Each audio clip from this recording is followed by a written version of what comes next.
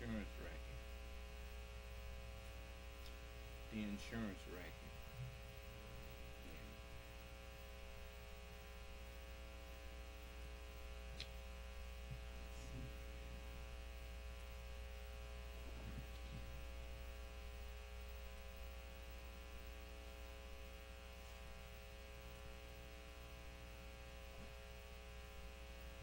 You can start the recording.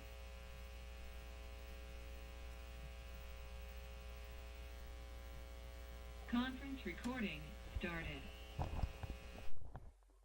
Of the Son of Man Speaks magazine today. With the Son of Man Speaks magazine, you'll receive automotive tips, wholesome recipes, financial advice, and most importantly, a true understanding of the Word of God. Get your copy of The Son of Man Speaks from these select locations. Sisters, Braid 2, 18070 Mount Elliott, the Shell gas station, 13110 West 7 Mile Road. To get a subscription, call 601-786-9788. That's 601-786-9788. The Son of Man Speaks magazine, dedicated to becoming free indeed.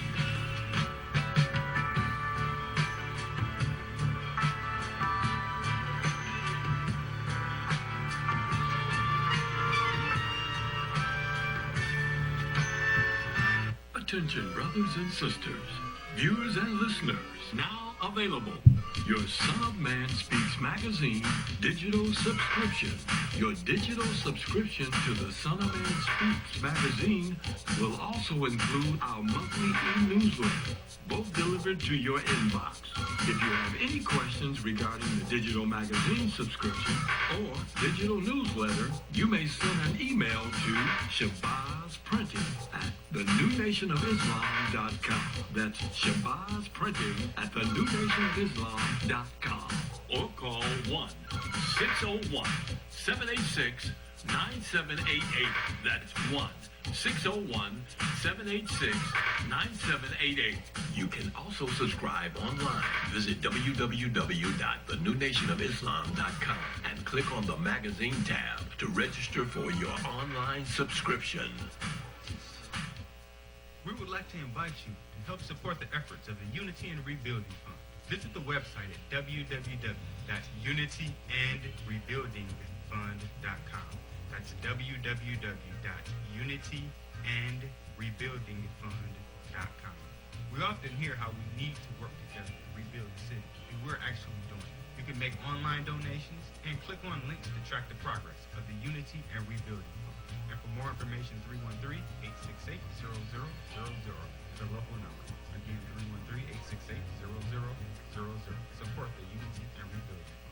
To make your online tithes, offerings, donations, gifts to the Son of Man through Cash App, make your payment to $New Nation of Islam.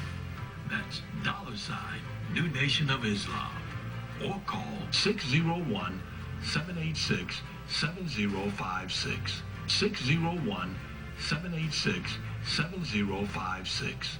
I just used your other one though today because it did 2 drips and I was like, oh, I can use my umbrella. My homegirl was talking about it. I'm like, don't talk about it. With our umbrellas, our customers are turning a drab day into a fab day.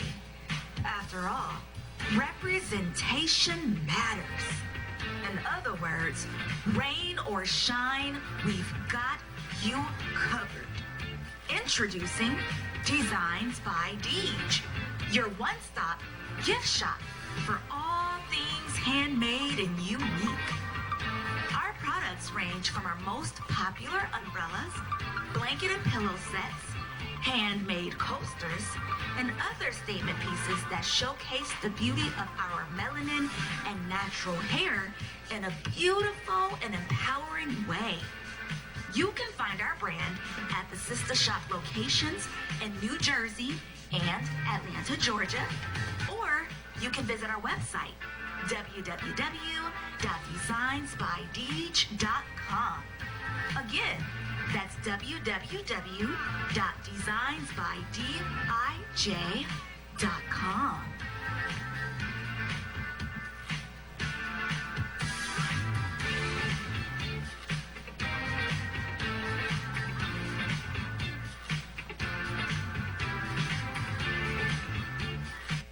SOS Graphic Design provides agency quality professional graphic design services from established companies to startups and individuals, creating a simple logo to complete rebranding and delivering visual communication with print media.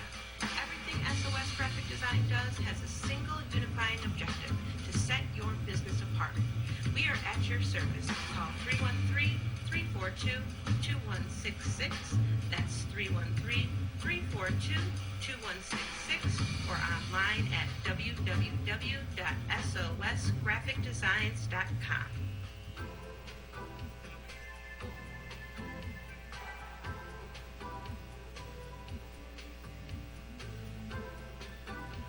Are your clothes coming apart at the seams? Universal Seamstress and Tailoring has got you covered. At Universal Seamstress and Tailoring, we specialize in a wide variety of alterations and transformations to make and keep your clothes looking and fitting their best. From hem jobs to downsizing suits and dresses for a perfect fit to replacing zippers and buttons, Universal Seamstress and Tailoring is your one-stop shop for clothing maintenance. Also, do you have a logo for your clothes you'd like to wear? Universal Seamstress and Tailoring can put it there. That's right. At Universal Seamstress and Tailoring, we not only do alterations, but embroidery as well. Shirts, pants, coats, hats, even bags. If you can wear it, we can embroider it. So remember, whether it be alterations or embroidering you need, Universal Seamstress and Tailoring has got you covered. Universal Seamstress and Tailoring is located at 1404 Main Street, Fayette, Mississippi. Come and see us or give us a call at 601-786-0540.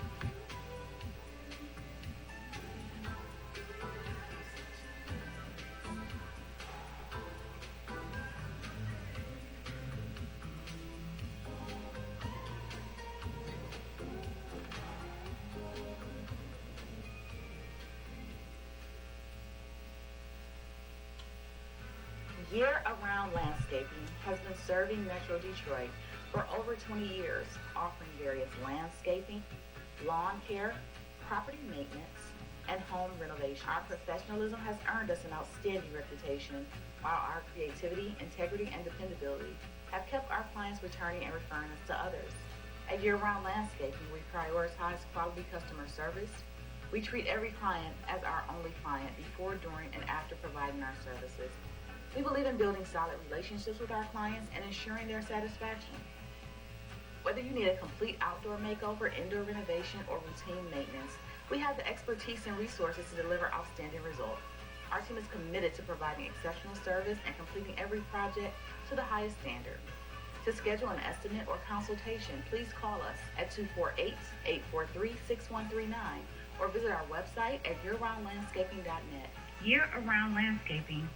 One source, unlimited resources.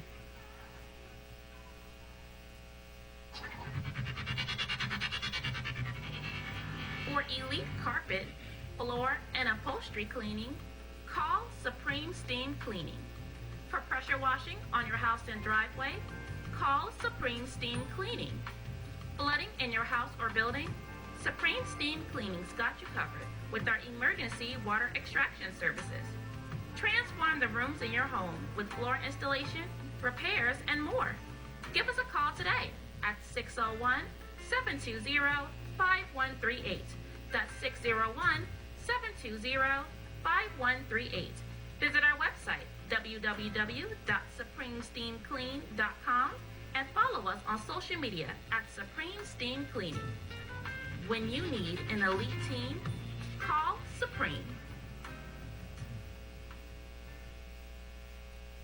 For all facets of professional hair care and braiding, come to Sisters Braid 2, located at 18070 Mount Elliott in Detroit. We specialize in braiding and natural styles, knotless box braids, feed-in braids, scale twists for men, women, and children. We specialize in all facets of healthy hair. Try our natural oils to keep your hair healthy. 313-826-0498 or 248-372-1738. Murray, out of the pocket. 7 seconds. 6 seconds.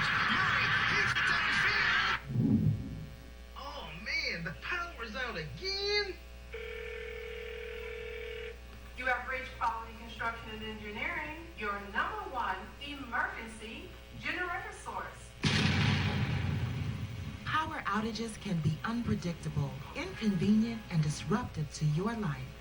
With a backup generator, your life goes on uninterrupted with power when you need it. Not to mention the peace of mind of having your property suited to weather the storm.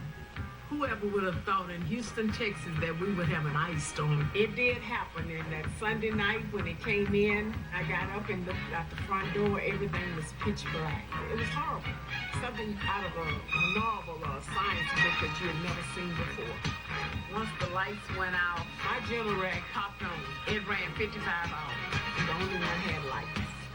Get your backup generator installed with Quality Construction. We install both residential and commercial generators, so you're always covered.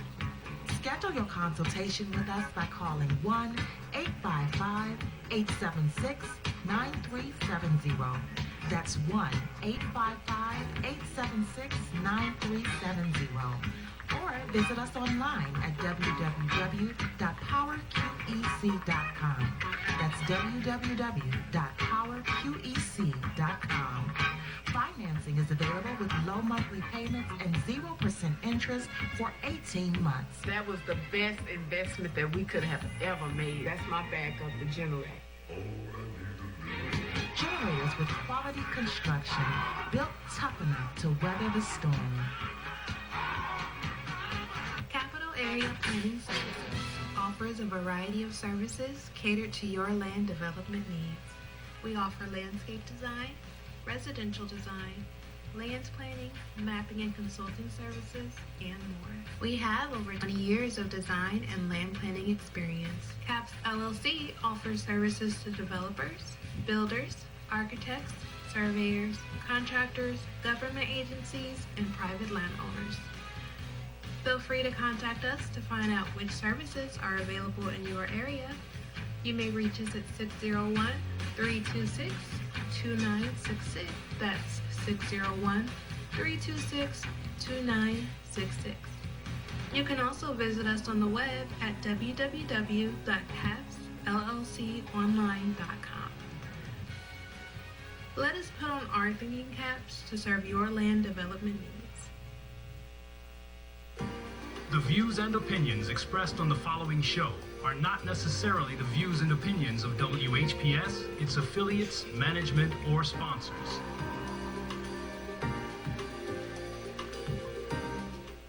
Brothers and sisters, are you tired of reading the Holy Scripture and not really understanding what you read? And if you're reasonably sure, have you ever tested that what you feel you know with someone that has a different view than your own? Then let's talk with one another. Then let's reason with one another on a Scriptural Discussion with the Son of Man every Wednesday at 9 p.m., Friday at 9 p.m., and Sunday at 12 noon. On WHPR TV Detroit Live, 88.1 FM WHPR, and Comcast Cable. Why don't you call and discuss the Holy Bible, and if you have one, the Holy Quran, and come to an agreement about the Holy Scriptures and their true meaning? You can call in live on the air at area code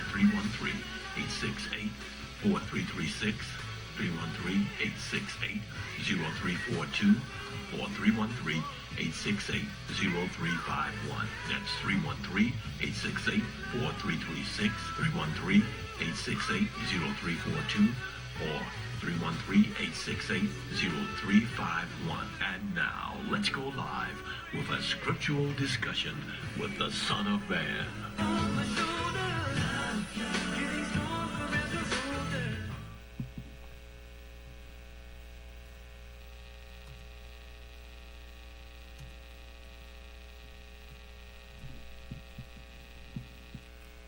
In the name of Allah, the Beneficent, the Most Merciful, the Truthful, and the Most Just.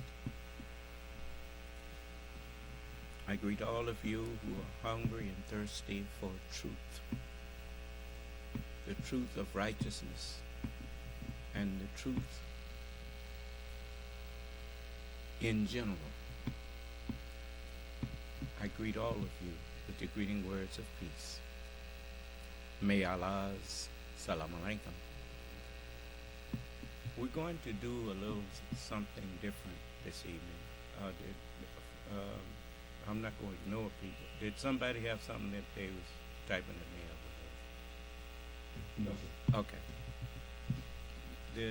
The presidential debate is going on, and I think we need to watch it. It's supposed to be coming on any time now. There's something else I want you to watch. You know,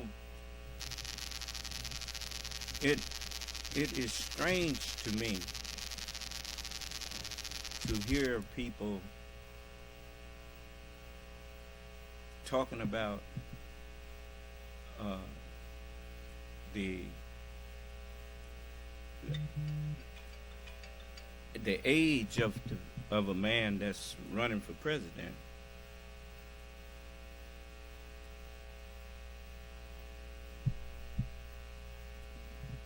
Is somehow a negative. I want you to, and we're going to turn to it in a minute. I want you to remember, this man was almost 60 years old, and he was a pilot. And because he knew so much about flying, he saved people's lives by landing on a river. January 15, 2009 started just like 10,000 other days, literally. And Flight 1549, initially, like all those other flights for so long. Now, he was 57 in 2009. Now, that's been, 15 years ago? Which means that he's 72 now. He's about the same age as me, almost. I'm a couple of years older than him, I think. But listen to this. This is Captain Sullenberger. That them people didn't know how blessed they was to have almost a 60-year-old man flying that plane.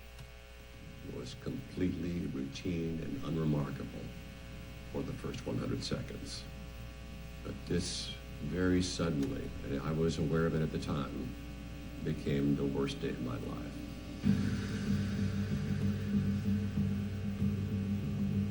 We were traveling at that point 316 feet per second, so I saw the birds about 3 football field lengths ahead, but not enough time to maneuver away from them. And then they filled the windscreen as if it were a Hitchcock film. And this was a large flock of large birds, the species Canada geese. They weigh 8 or 10, sometimes 12 pounds. They have 5 foot or 6 foot wingspans. And they struck the airplane along the leading edges of the wings, the nose, and into the center, the core of both jet engines. Now, jet engines are turbines. They're finely balanced machinery, spinning at tens of thousands of revolutions per minute, and having a 10-pound object or two go through each of them in the center, the core of the engine, is incredibly damaging and disruptive. Immediately I could hear terrible noises from the machinery being damaged. I'd never heard in an airplane before. I could feel terrible vibrations I'd never felt in an airplane before. And then I received confirmation of what I believed had happened, when I could smell coming into the cabin air the burning bird odor from the engines. And then the thrust loss was sudden, complete, symmetrical bilaterally, both engines at once. It felt as if the bottom had fallen out of our world. Tell you what, out of respect for our president, I'm told that the debate has already started, so I'm gonna go on and put it back to that, and we will go into this after. Okay?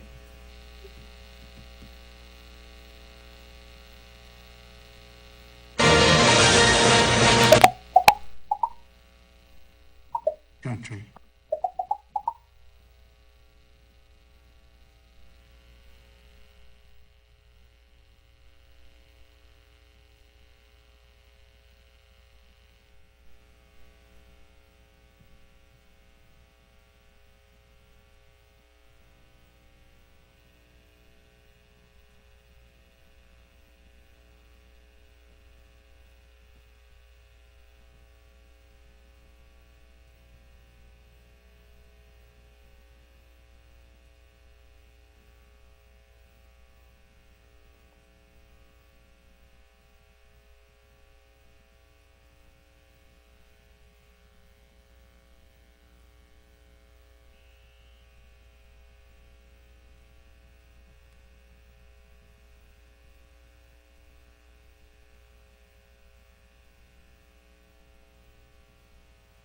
first of 2 debates. There will be another one in September.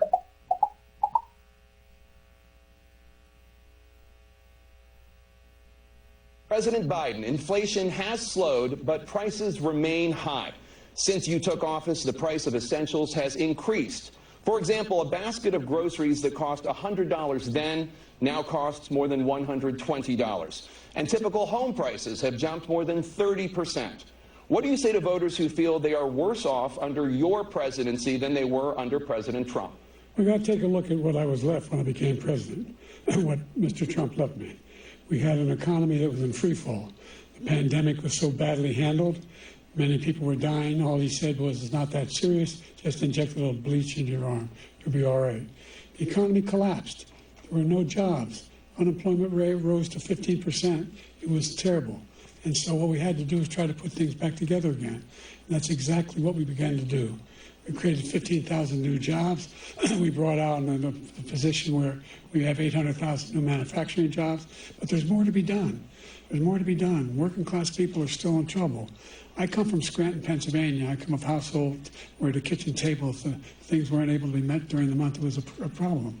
The price of eggs, the price of gas, the price of housing, the price of a whole range of things. That's why I'm working so hard to make sure I deal with those problems. That we're going to make sure that we reduce the price of housing. We're going to make sure we build 2 million new units. We're going to make sure we cap rents so corporate greed can't take over. The combination, what I was left with in corporate greed, is the reason why we're in this problem right now. In addition to that, we're in a situation where if you take a look at all that was done in his administration, he didn't do much at all. By the time he left, things were in chaos, literally chaos. And so we put things back together. We created, I said, those jobs. We make sure we had a situation where we brought down the price of prescription drugs, which is a major issue for many people, to $15 for an insulin shot as opposed to $400. No senior has to pay more than $200 for any drug, all the drugs they can include beginning next year. And the situation is and we're going to make that available to everybody, to all Americans. So we're working to bring down the price around the kitchen table, and that's what we're going to get done. Thank you. President Trump? We have the greatest economy in the history of our country. We have never done so well. Everybody was amazed by it. Other countries were copying us. We got hit with COVID, and when we did, we spent the money necessary so we wouldn't end up in a Great Depression, the likes of which we had in 1929. By the time we finished, so we did a great job. We got a lot of credit for the economy, a lot of credit for the military, and no wars, and so many other things. Everything was rocking good. But the thing we never got the credit for, and we should have, is getting us out of that COVID mess. He created mandates. That was a disaster for our country. But other than that, we had given them back a country where the stock market actually was higher than pre-COVID, and nobody thought that was even possible. The only jobs he created are for illegal immigrants and bounce-back jobs, the bounce-back from the COVID. He has not done a good job. He's done a poor job, and inflation's killing our country. It is absolutely killing us. Thank you. President Biden? Well, look, the greatest economy in the world, he's the only one who thinks that, I think. I don't know anybody else who thinks he had the greatest economy in the world. And, you know, the fact of the matter is that we find ourselves in a situation where his economy, he rewarded the wealthy. He had the largest tax cut in American history, $2 trillion. He raised a deficit larger than any president has in any one term. He's the only president other than Herbert Hoover who's lost more jobs than he had when he began, since Herbert Hoover. The idea that he did something that was significant. And the military, you know, when he was president, they were still killing people in Afghanistan. He didn't do anything about that. When he was president, we were still finding ourselves in a position where you had a notion that we were this safe country. The truth is, I'm the only president this century that doesn't have this decade, that doesn't have any troops dying anywhere in the world like he did. President Trump, I want to follow up if I can. Am I allowed to respond to him? Well, I'm going to ask you a follow-up. You can do whatever you want with the minute that we give you. I want to follow up. You want to impose a 10% tariff on all goods coming into the U.S. How will you ensure that that doesn't drive prices even higher? It's not going to drive them higher. It's just going to cause countries that have been ripping us off for years, like China and many others, in all fairness to China, It's going to just force them to pay us a lot of money, reduce our deficit tremendously, and give us a lot of power for other things. But he made a statement. The only thing he was right about is I gave you the largest tax cut in history. I also gave you the largest regulation cut in history. That's why we had all the jobs. And the jobs went down, and then they bounced back, and he's taking credit for bounce-back jobs. You can't do that. He also said he inherited 9% inflation. Now, he inherited almost no inflation, and it stayed that way for 14 months. And then it blew up under his leadership because they spent money like a bunch of people that didn't know what they were doing, and they don't know what they were doing. It was the worst, probably the worst administration in history. There's never been. And as far as Afghanistan is concerned, I was getting out of Afghanistan, but we were getting out with dignity, with strength, with power. He got out. It was the most embarrassing day in the history of our country's life. President Trump, over the last 8 years, under both of your administrations, the national debt soared to record highs. And according to a new nonpartisan analysis, President Trump, your administration approved $8.4 trillion in new debt, while so far, President Biden, you've approved $4.3 trillion in new debt. So, former President Trump, many of the tax cuts that you signed into law are set to expire next year. You want to extend them and go even further, you say. With the U.S. facing trillion-dollar deficits and record debt, why should top earners and corporations pay even less in taxes than they do now? Because the tax cuts spurred the greatest economy that we've ever seen just prior to COVID. And even after COVID, it was so strong that we were able to get through COVID much better than just about any other country. But we spurred, that tax spurred. Now, when we cut the taxes, as an example, the corporate tax was cut down to 21% from 39%, plus beyond that. We took in more revenue with much less tax, and companies were bringing back trillions of dollars back into our country. The country was going like never before, and we were ready to start paying down debt. We were ready to start using the liquid gold right under our feet, the oil and gas right under our feet. We were going to have something that nobody else has had. We got hit with COVID. We did a lot to fix it. I gave him an unbelievable situation with all of the therapeutics and all of the things that we came up with. We gave him something great. Remember, more people died under his administration, even though we had largely fixed it. More people died under his administration than our administration, and we were right in the middle of it, something which a lot of people don't like to talk about. But he had far more people dying in his administration. He did the mandate, which is a disaster, mandating it. The vaccine went out. He did a mandate on the vaccine, which is the thing that people most objected to about the vaccine. And he did a very poor job, just a very poor job. And I will tell you, not only poor there, but throughout the entire world, we're no longer respected as a country. They don't respect our leadership. They don't respect the United States anymore. We're like a third world nation between weaponization of his election, trying to go after his political opponent. All of the things he's done, we've become like a third world nation, and it's a shame. The damage he's done to our country. And I'd love to ask him, and will, why he allowed millions of people to come in here from prisons, jails, and mental institutions to come into our country and destroy our country. President Trump, we will get to immigration later in this block. President Biden, I want to give you an opportunity to respond to this question about the national debt. He had the largest national debt of any president in a four-year period, number one. Number two, that $2 trillion tax cut benefited the very wealthy. What I'm going to do is fix the tax system. For example, we have 1,000 trillionaires in America. Billionaires in America. And what's happening? They're in a situation where they, in fact, pay 8.2% in taxes. If they just paid 24%, 25%, either one of those numbers, they've raised $500 billion, I should say, in a 10-year period.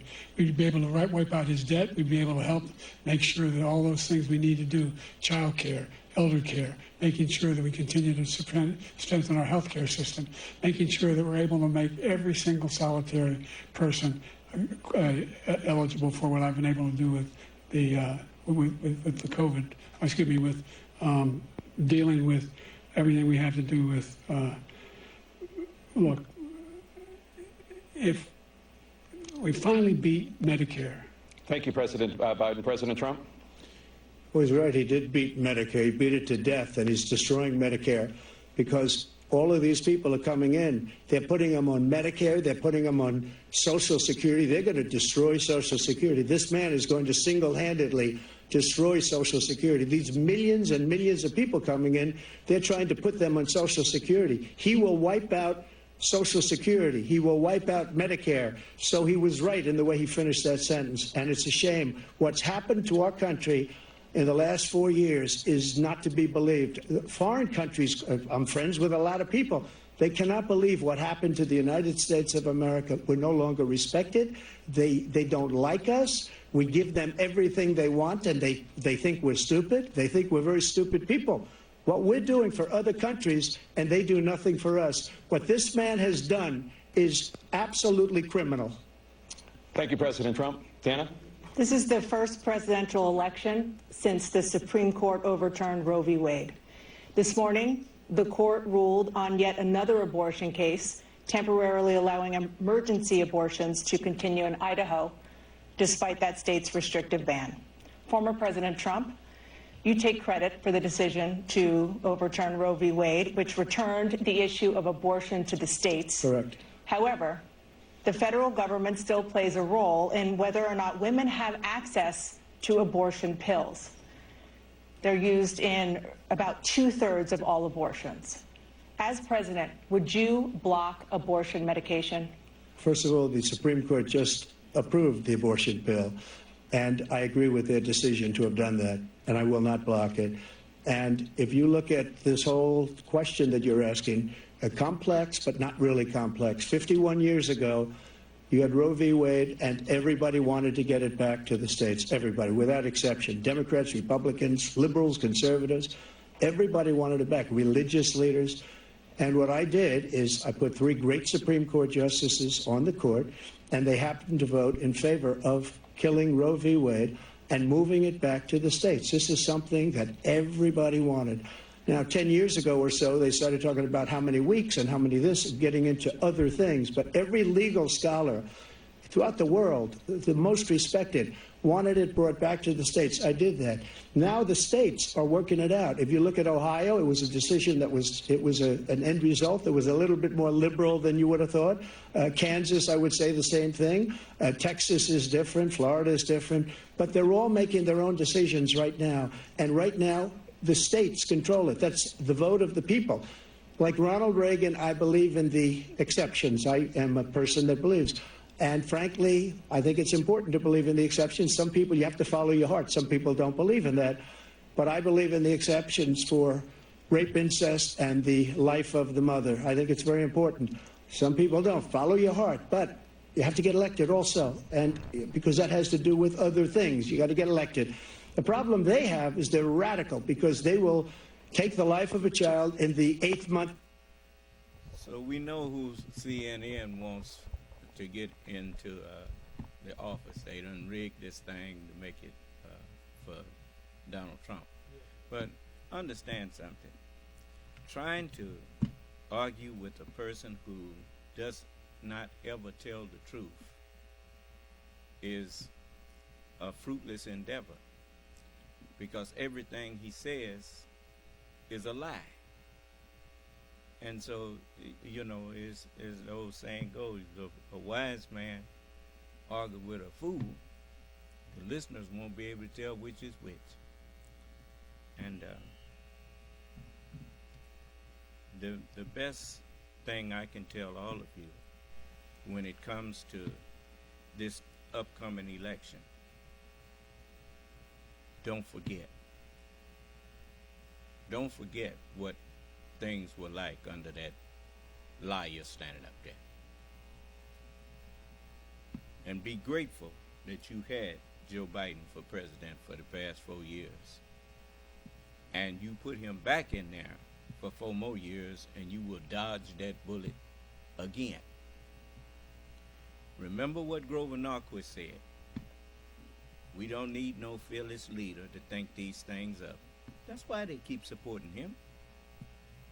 Because he played golf for a year of his time in there. That man wasn't running nothing. Them billionaires and people that support him behind the scenes, they gave him stuff to do and stuff to sign. And they was quietly and systematically taking over your country and removing your power, your freedoms, without you realizing. Now, You put him back in there? He did read the snake to you several times. So when he bites you, just remember, you were warned. 9th month and even after birth. After birth, if you look at the former governor of Virginia, he was willing to do this. He said, we'll put the baby aside and we'll determine what we do with the baby, meaning we'll kill the baby. What happened is we brought it back to the states, and the country is now coming together on this issue. It's been a great thing. That's been more than a minute, and he keeps talking. Okay. No, I want the people to understand that. I'm going to wind this back and let you see that I know what I'm talking about. Thank you.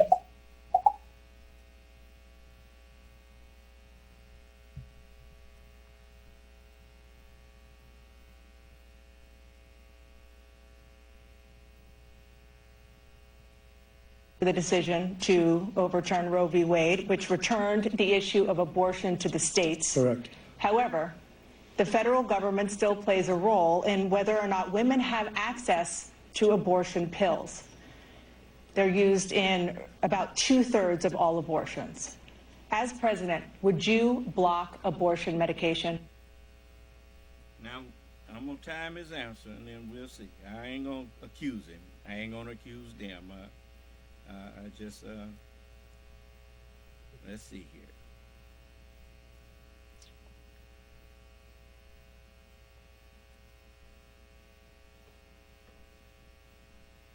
First of all, the Supreme Court just approved the abortion pill, and I agree with their decision to have done that, and I will not block it. And if you look at this whole question that you're asking, complex but not really complex. 51 years ago, you had Roe v. Wade, and everybody wanted to get it back to the states. Everybody, without exception. Democrats, Republicans, liberals, conservatives. Everybody wanted it back. Religious leaders.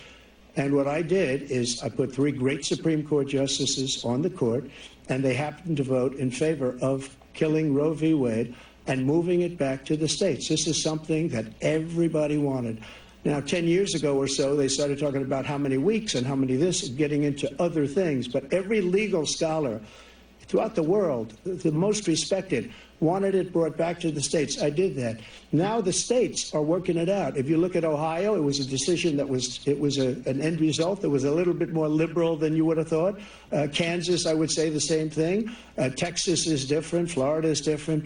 But they're all making their own decisions right now. And right now, the states control it. That's the vote of the people. Like Ronald Reagan, I believe in the exceptions. I am a person that believes. And frankly, I think it's important to believe in the exceptions. Some people, you have to follow your heart. Some people don't believe in that. But I believe in the exceptions for rape, incest, and the life of the mother. I think it's very important. Some people don't. Follow your heart. But you have to get elected also. And because that has to do with other things. You got to get elected. The problem they have is they're radical because they will take the life of a child in the 8th month, the 9th month, and even after birth. After birth, if you look at the former governor of Virginia, he was willing to do this. He said, we'll put the baby aside and we'll determine what we do with the baby, meaning we'll kill the baby.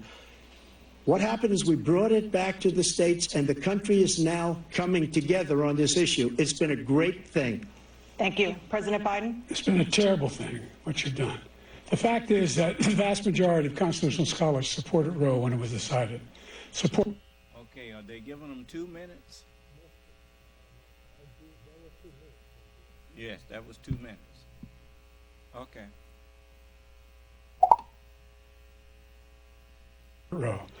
And that's this idea that they're all against it is just ridiculous. And this is the guy who says the state should be able to have it. We're at a state where in 6 weeks, you don't even know whether you're pregnant or not, but you cannot see a doctor and have him decide on what your circumstances are, whether you need help. The idea that states are able to do this is a little like saying we're going to turn civil rights back to the states, let each state have a different rule. Look, there's so many young women who have been, including a young woman who just was murdered, and he went to the funeral. The idea that she was murdered by an immigrant coming in. They talk about that, but here's the deal: there's a lot of young women who are being raped by their in-laws, by their spouses, brothers and sisters, by it's just ridiculous. And they can do nothing about it. And they try to arrest them when they cross state lines. Thank you. There have been many young women murdered by the same people he allows to come. That wasn't even a minute.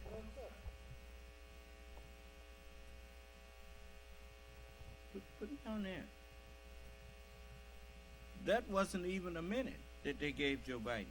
Just a moment. Let's see here. Of course,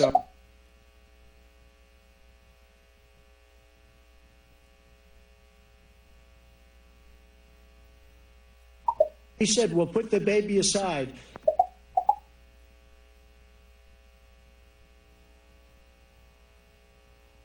It's just included.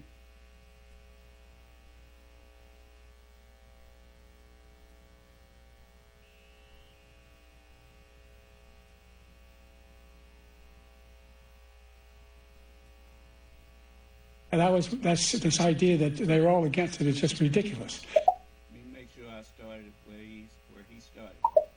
What happened is we brought it back to the states, and the country is now coming together on this issue. It's been a great thing. Thank you. President Biden? It's been a terrible thing, what you've done. The fact is that the vast majority of constitutional scholars supported Roe when it was decided. Supported Roe. And that's this idea that they're all against it is just ridiculous. And this is the guy who says the state should be able to have it. We're at a state where in 6 weeks, you don't even know whether you're pregnant or not, but you cannot see a doctor and have him decide on what your circumstances are, whether you need help. The idea that states are able to do this is a little like saying we're going to turn civil rights back to the states, let each state have a different rule. Look, there's so many young women who have been, including a young woman who just was murdered, and he went to the funeral.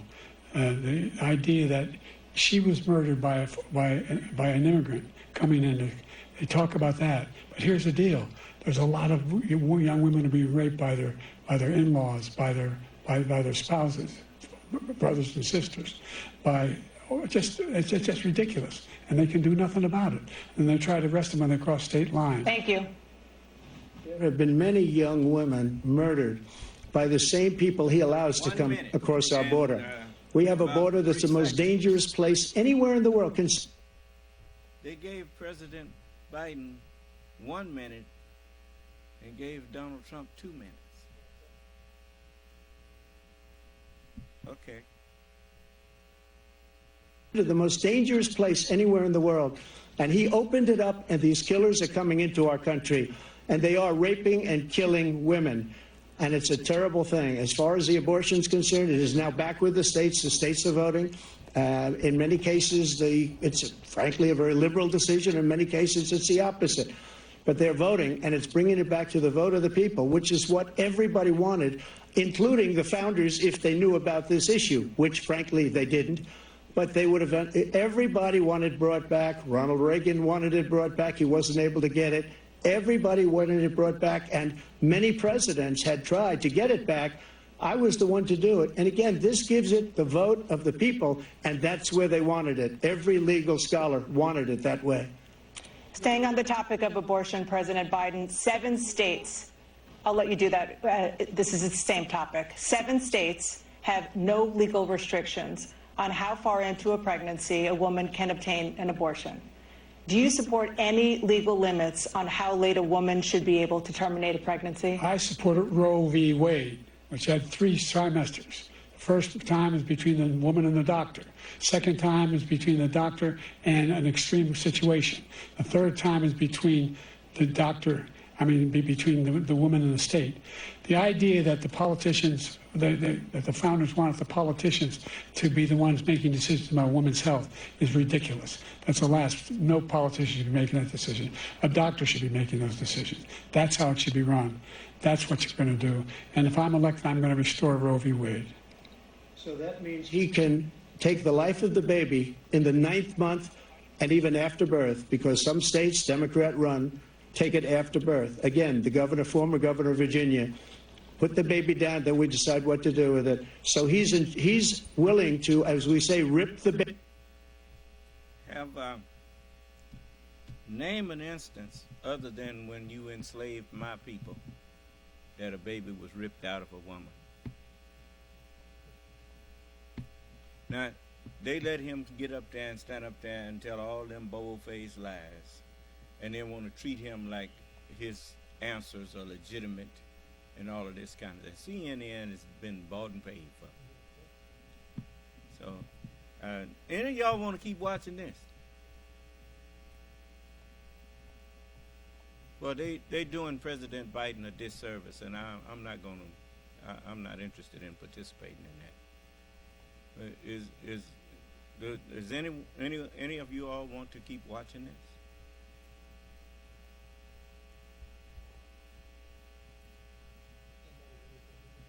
Unmute them, because I'm not afraid of it.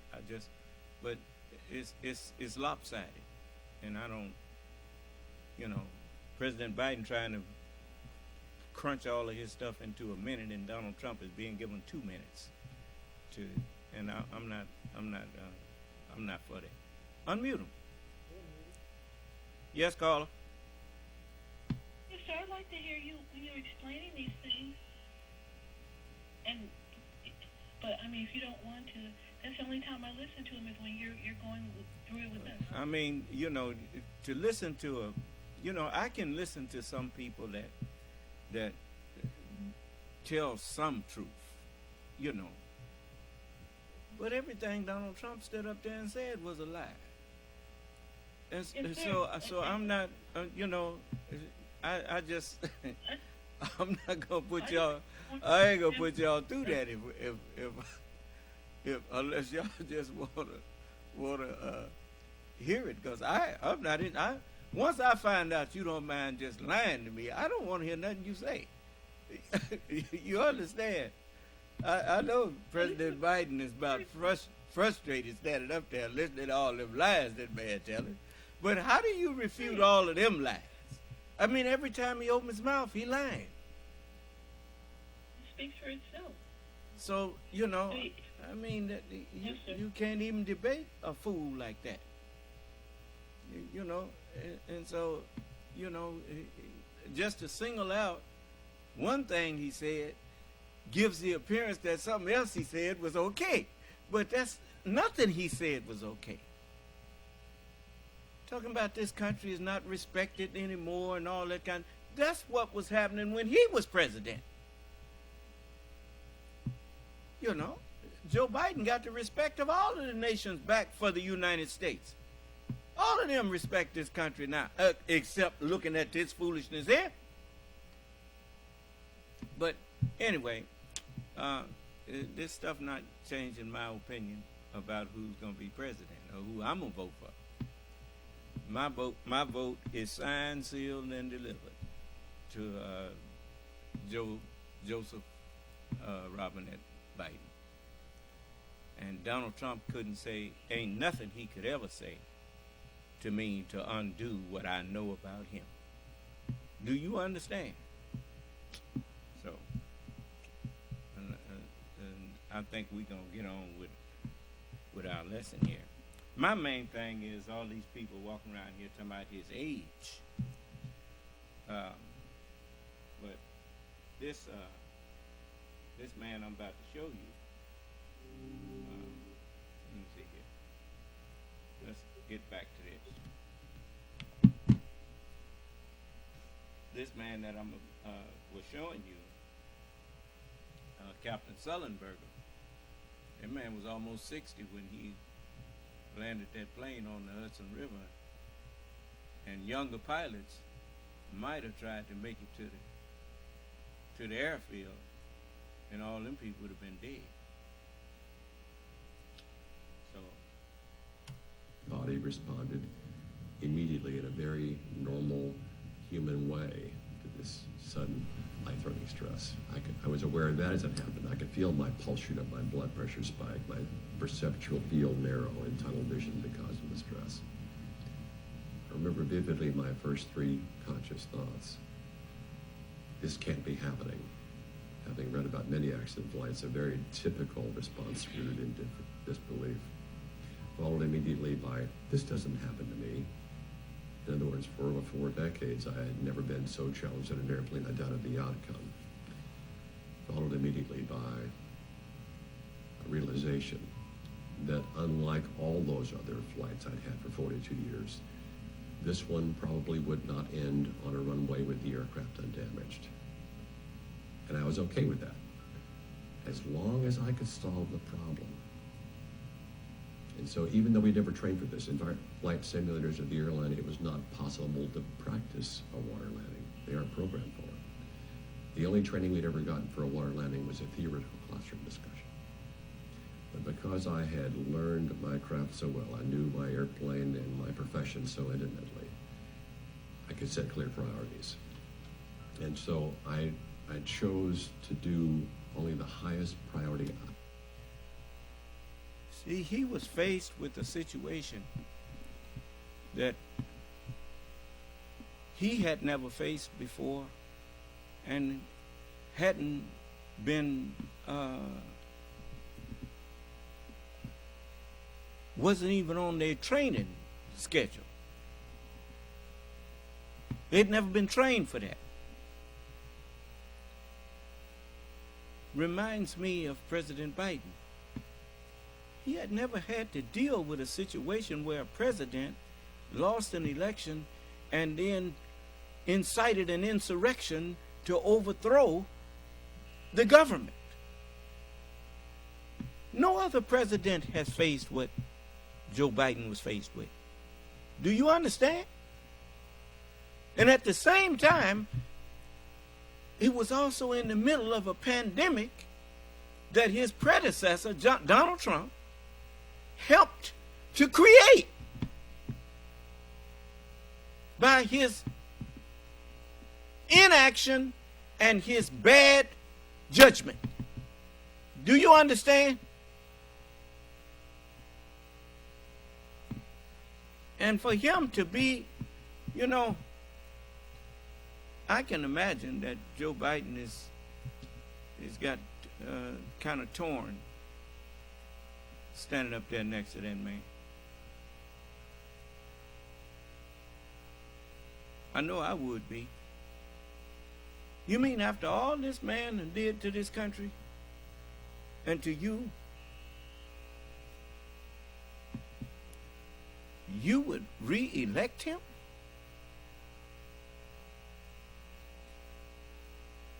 Over me?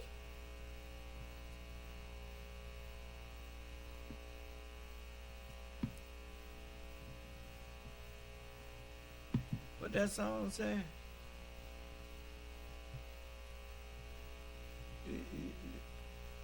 I was here, and my dreams didn't reach quite over there. Ever so near. And there was nothing that told me to beware. But it was something that told you to beware. It was something and someone. I know I told you to beware of Donald Trump. I told you that. But straight ahead, full steam, you said you going to vote for him and hold your nose. Huh? Straight ahead, full steam, full speed. Sometimes what you want so bad is not what you need. Be careful what you wish for. Some dreams are never meant to come true. Be careful what you hope for. And in your case, that's you and Donald Trump's song. Your hope was to have him.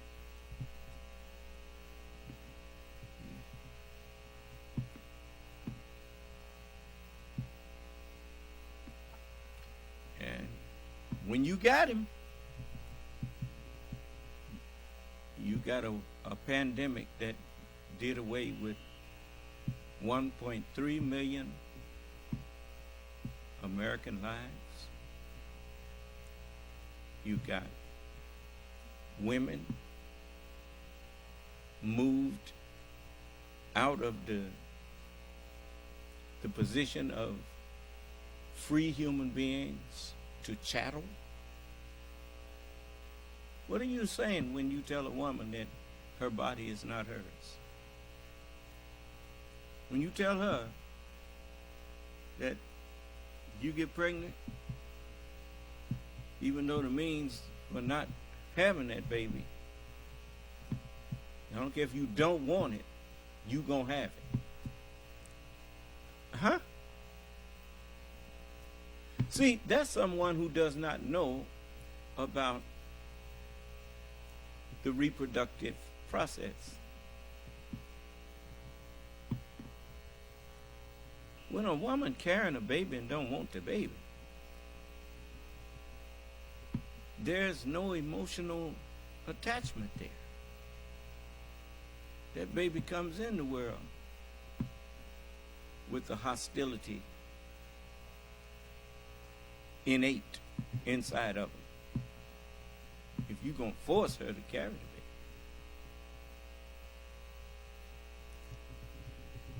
you playing with fire. So, when you treat a thinking human being like an animal, your civilization is on its way to the cemetery. Human beings by nature cannot accept being treated like animals. You didn't learn nothing from enslaving us, did you?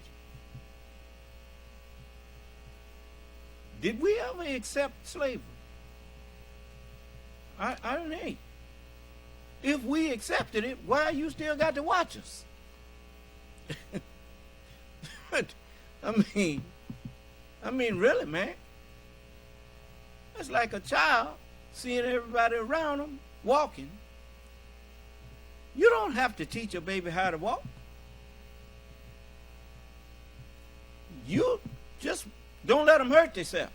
They'll teach themselves how to walk because they see everybody else walking around.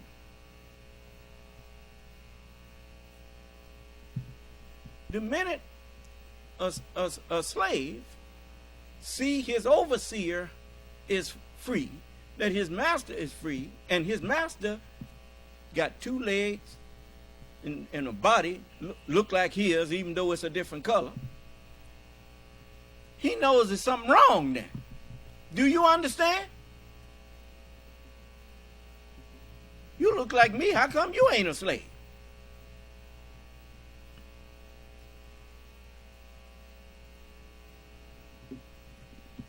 And it dawns on him. The Creator just didn't put us here to worship anyone or anything other than the Creator. We worship the truth.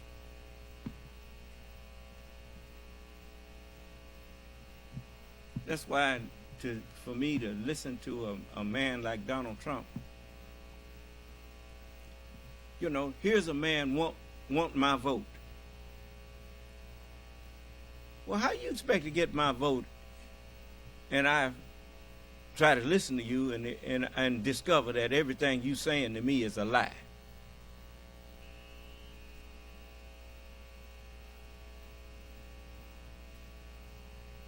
I turned you down back in 2020, and I'm going to turn you down in 2024. I didn't make no mistake not voting for Donald Trump in 2020. And I will not go back and be in error re-electing somebody that I've already disqualified in my mind the last time I voted. Do you understand? Now, any of you that can give me a solid reason, a justifiable reason why Joe Biden shouldn't be president for the next 4 years, I'd like to hear it.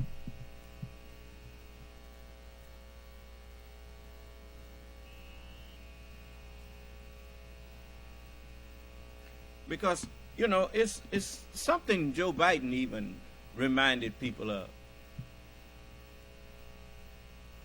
He said, you can't determine who should be president by a lightning round of questions. Presidential decisions are not made in that manner. Presidential decisions are made after much contemplation and counsel between the president and his advisors. Do you understand?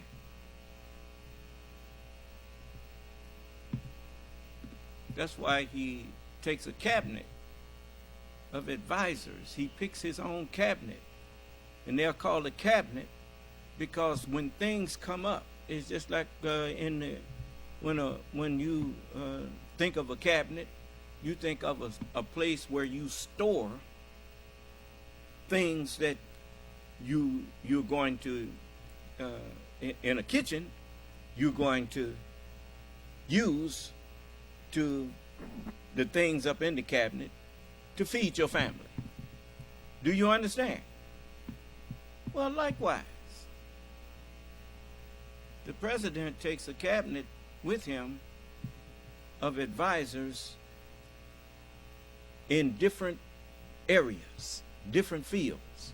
He takes a historian in there with him. He picks a historian so that when things come up, he may ask the historian, did any other president face this?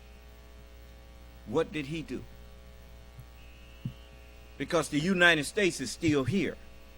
So the presidents that faced a situation like this before, what was their remedy? Because, you know, that's the way doctors do. Doctors, they look at the history of a disease and who's faced it before. If he hasn't, he looks through the history of the disease and see if they came up with a treatment. And if they did, he said, well, if it worked then, it should work now. Do you understand?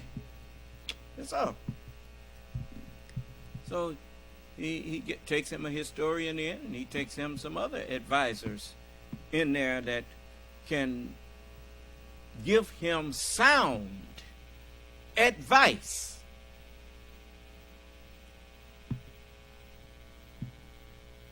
You see? And once he gets all of the advice from his advisors, then he's better equipped to make a judgment about the best avenue to take, the best course to take to solve whatever problem he's facing. But no other president was faced with replacing a president who committed treason. Do you understand that? So he had to try to hold his country together while a man that was supposed to be trying to hold the country together too was trying to rip it apart. And he had half the country, almost half the people in the country was trying to help the man rip up the country, thinking that they were somehow doing the right thing because they had been fed poison by the media.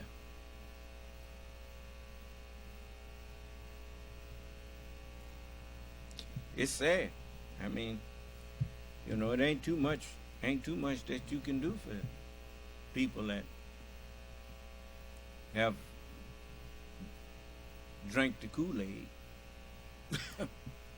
Huh? You know the sad thing about believing lies. Once you really believe a lie, your ego will make you, rather than admit you was tricked or deceived, your ego may come into play. And because you don't want to look, as you would call, foolish, you will convince yourself that the lie was really the truth. And nobody tricked you.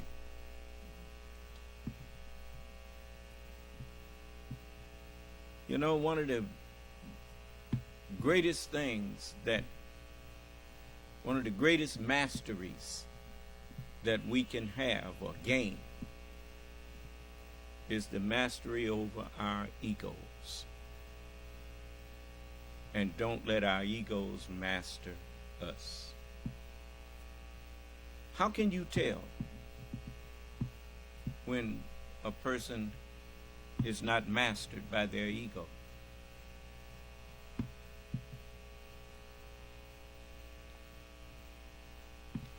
They always leave the door open for people who disagree with them. Do you understand? If I'm trusting in or believing in something that is not true, I'm not going to learn that it's not true by other people who believe in it too. I'm only going to learn that it's not true by listening to people who don't trust it and don't believe in it. And I need to listen to them and listen to them in a meaningful way and let them present whatever facts they have that may disprove what I believe in. Do you understand? There's no way that a person who really seeks the truth can be permanently misled by lies. Because the Word of God says, seek and you shall find. Huh? If you seek in the truth, Allah's not going to let you believe in a lie. He's not going to let you believe in a lie. He's going to show you how to manifest when someone is lying to you. Do you understand? I remember the messenger said that he spent years with God. He said, and if he was not really God,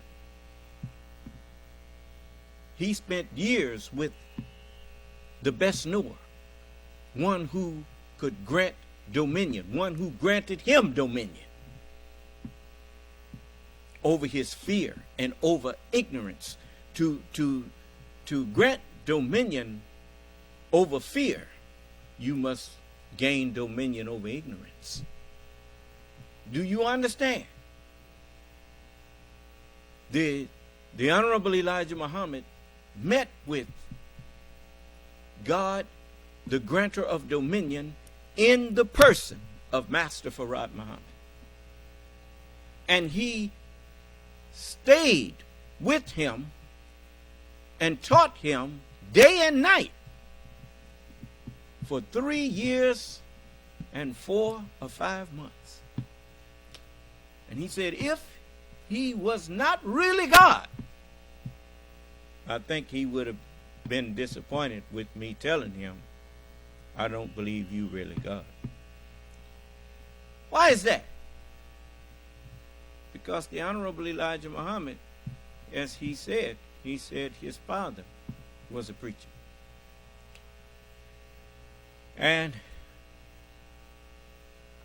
he said that when his father would preach, he would watch him more than he would anybody, because he knew he was bound to take his subject up with him after church was over. And because he never actually believed the Bible the way his daddy taught it. And so he would chase him after the meeting and question him. He said, and finally he got him wavering. he said he heard his daddy telling his mama. He said, you know that boy, he gets on my nerves. And his mama, he says, my mother would laugh. I'm quoting him. She said, why don't you answer what he's asking you? And he said, his daddy would say, he'd smile. And he said, that boy is something, I'm telling you. And so if he chased his daddy on what he was teaching, what you think he would have done to Master Farad Muhammad for 3 years and 4 or 5 months? No, you're not going to convince me of lies. You just ain't going to do it. You ain't going to convince me of lies. So, when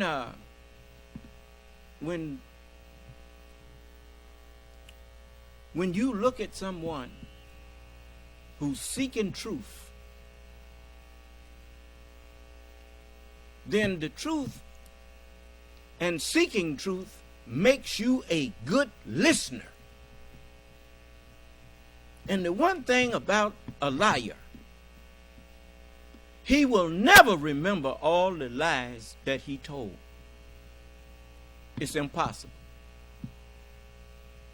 He can have a photographic memory, but he ain't going to remember all the lies he told.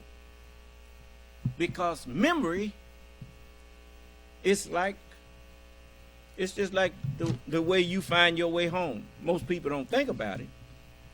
I don't care if you live in the city. You don't find your way home by reading the signs on the street. Most of people who drive home every day after when you first moved up there, you look for signs of the name of your street. But after you've been there a while, you look for landmarks. Your landmark might be a big tree. Your landmark may be a pink house or something, something that connects you to your street. Likewise, when you speak, when you're speaking the truth, it always is rooted in your memory other things that connected you to that truth. Do you understand? It's not just sitting there in your mind. It's connected to other things, other thoughts. Do you understand? Lies don't have any connection. So you can't remember them when you told them. Do you understand? You see? So, if you seeking the truth, it's just like, I'll show you an example.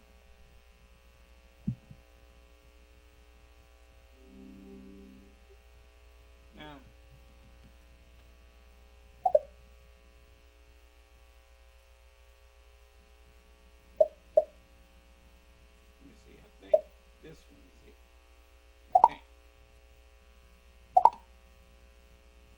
pretty big majority said he'll do well. So the expectations on this, I think this is it. I'll tell you in a minute.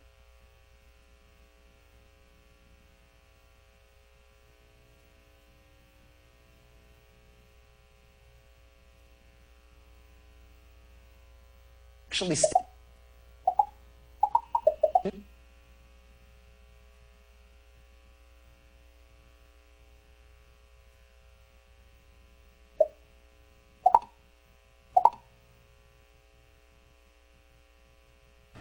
Okay, gotta go. You must have American Home Shield. Dried fruits, snack.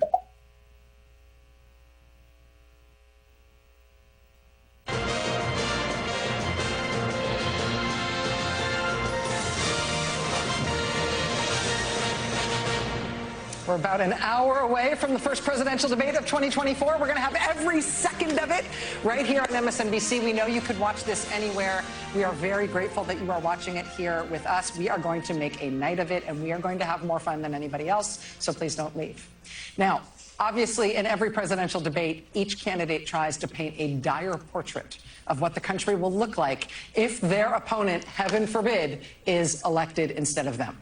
Well, here was one such prediction from Donald Trump when he faced off against Joe Biden 4 years ago.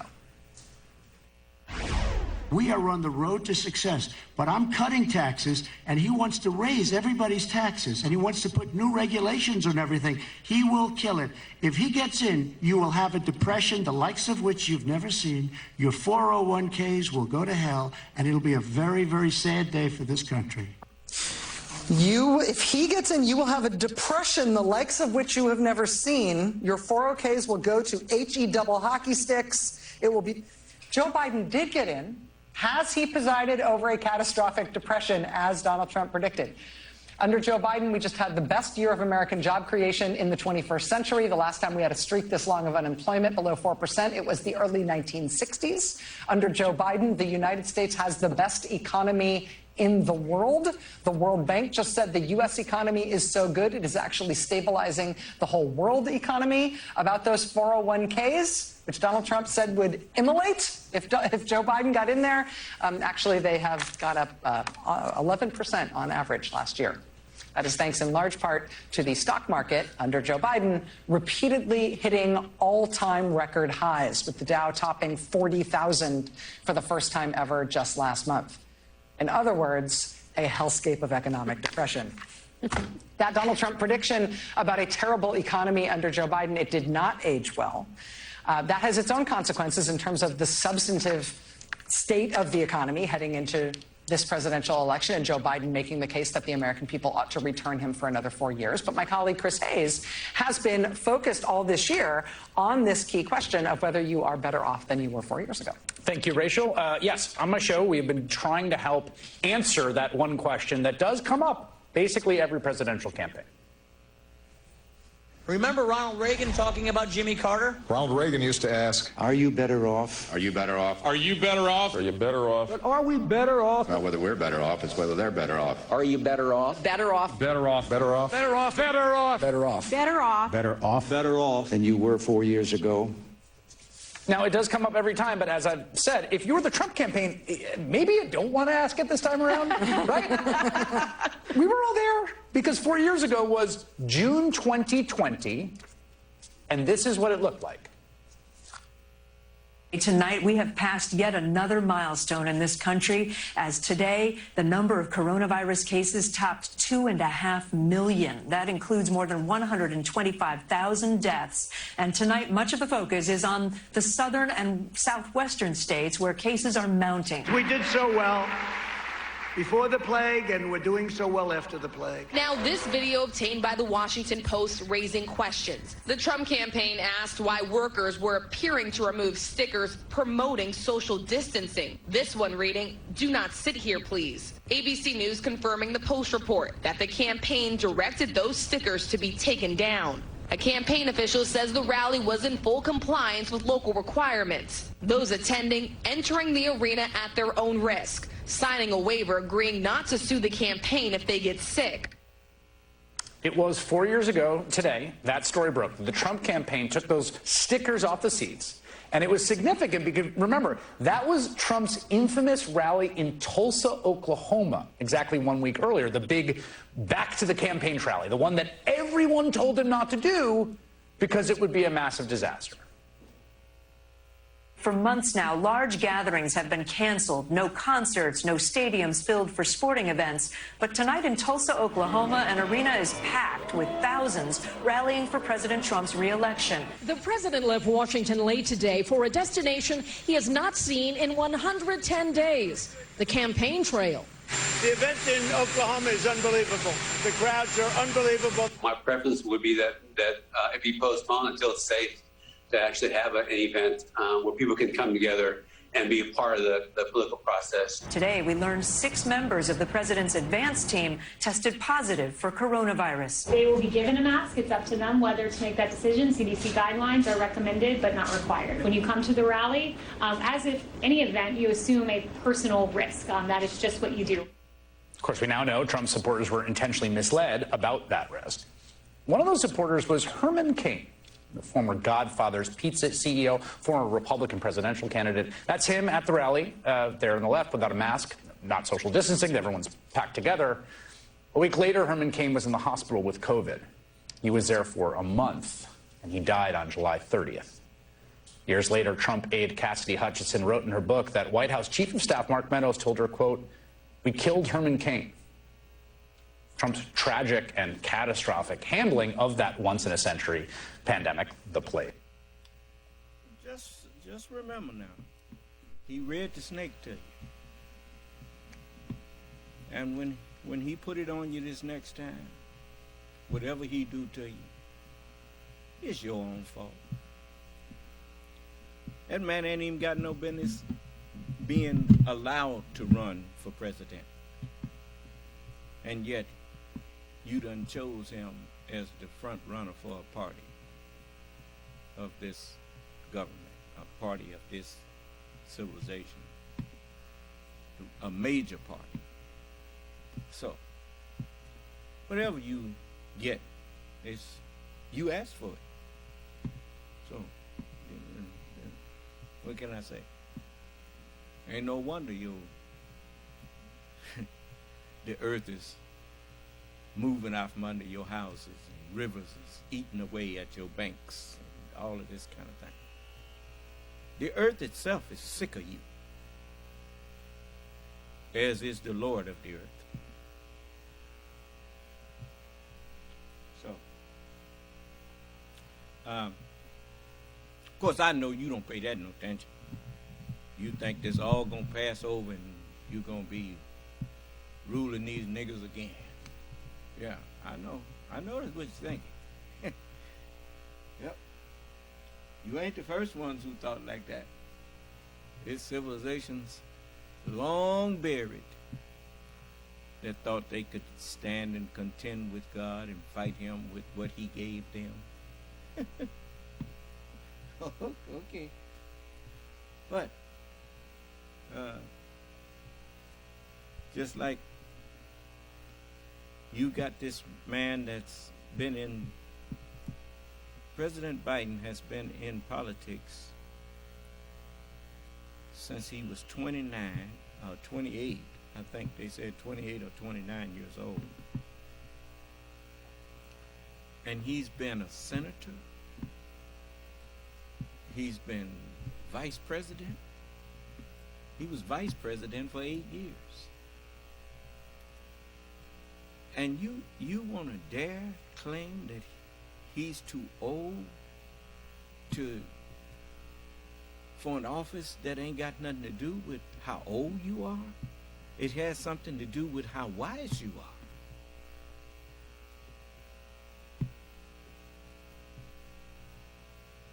And you would dismiss all of that experience to go back with a man whose only experience is gypping people and bankruptcies and running businesses in the ground.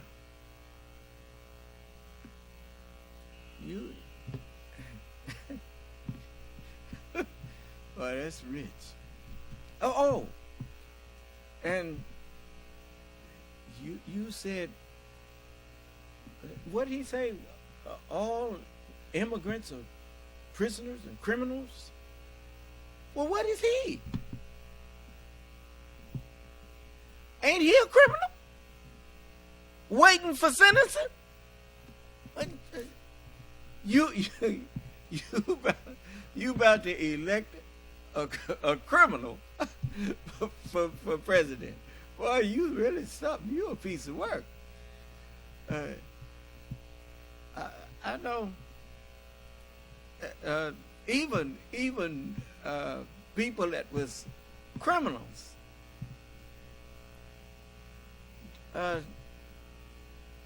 Never thought that a criminal should be president. I mean, really, y'all done went, what they say, beyond the pale. Yeah, you know what beyond the pale is. That means you done went to hell. Hell followed beyond the pale horse. once you get back beyond the pale horse, but you in hell. It says his name that set upon him was called death, and hell was beyond the pale horse. I didn't hear you. Yes, hell followed with him. And look at you. Had people with new cars lined up to get food put in their trunk by the National Guard and the Army. And it wasn't because the people was poor. It was because there wasn't no stuff available. Thanks to Donnie. Well, here's Donnie. All right, I'm sorry. I'm gonna leave that alone. But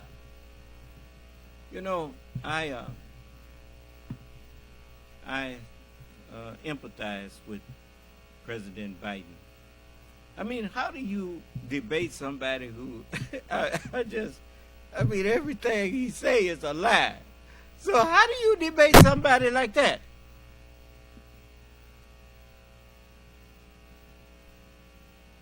And CNN had gave him a copy of what they was going to ask and all that kind of thing. That's what he been rehearsing. You notice, he said he told on himself when he told them when they asked him, has he been, what they call it, rehearsing or doing debate prep? He said, I've been doing that all my life. You know what that meant? He told them without really telling them. I mean, when he came out with The Apprentice, the preparation for that was all scripted. Do you understand? You notice how he didn't have no problem. He didn't even have to think about what he was going to say with the answer. The answer to the question they asked, it just rolled right off his tongue, didn't it? He'd been doing that kind of thing all his life. Prepping for a show. And that's what CNN gave him. They gave him a prep. You understand? Joe Biden is the one that didn't get the memo of what was going to be asked and all of that kind of thing. And so it's just a farce. That was a farce. And you can always tell if you know what to look for. When people are asked something that they rehearsed or been rehearsed in, you can tell. Do you understand? Okay. So, those of you who've been eating all of the garbage that you could find on the internet, that internet gonna be the death of this country if you ain't careful. I'll put that in there. I ain't prophesying that the country gonna go down, but I'm saying the internet if you're not careful, going to be the death of you. You better stop running with everything that you hear spoken. You had better consider where it's coming from, and you had better start searching to make sure that what's being said is actually true. Do you understand? So, since ain't nobody righteous, then everybody's, when they bring you something, you should be skeptical of it until it's in the mouth of witnesses that are trustworthy. And when I say trustworthy witnesses, you know, you can tell when someone is trustworthy, because no matter how you question them, their answer will always make sense. Do you understand?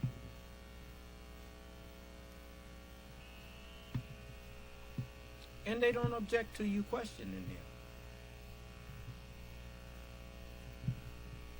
You know, sometimes one question leads to another.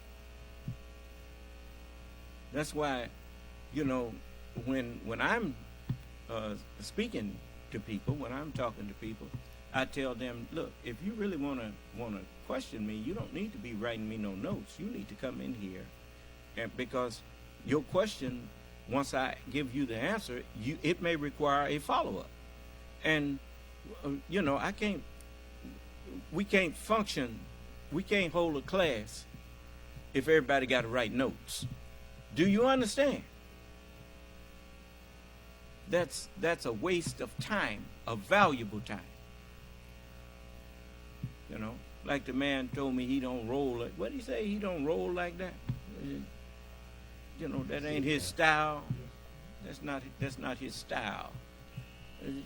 Well, that tells me you haven't spent much time in classrooms.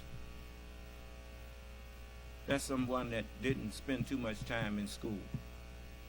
Because that's the one thing that anyone who went from 1st grade to 12th grade could never say, that getting in verbal communication back and forth as a student to a teacher, and even as a student to another student, that's verbal communication.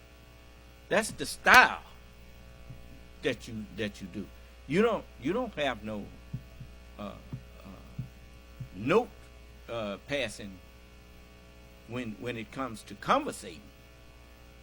That's what people that's in prison, that's what people that's far from home and can't call or whatnot. We wrote letters to each other, and that was the poorest and slowest means of communication you could have, is a letter. Do you understand? The person that may have that's why we used to, you know, when I was overseas, and you know, everybody was always talking about Dear John. Well, you know, the Dear John letter, didn't nobody want no Dear John letter, but they came to a lot of people. When you're far from home, there ain't no sense in going home. Jody got your girl and gone. That's what Dear John was about. So, but anyway, I want you to hear this elder pilot that people to this day are thanking for saving their lives. So, just a moment. Let me put it back on.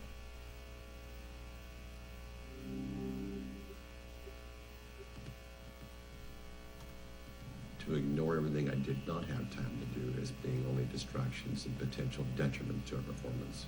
You see, I'm also well-read, and so I knew that the neurobiology. I knew that multitasking is a myth.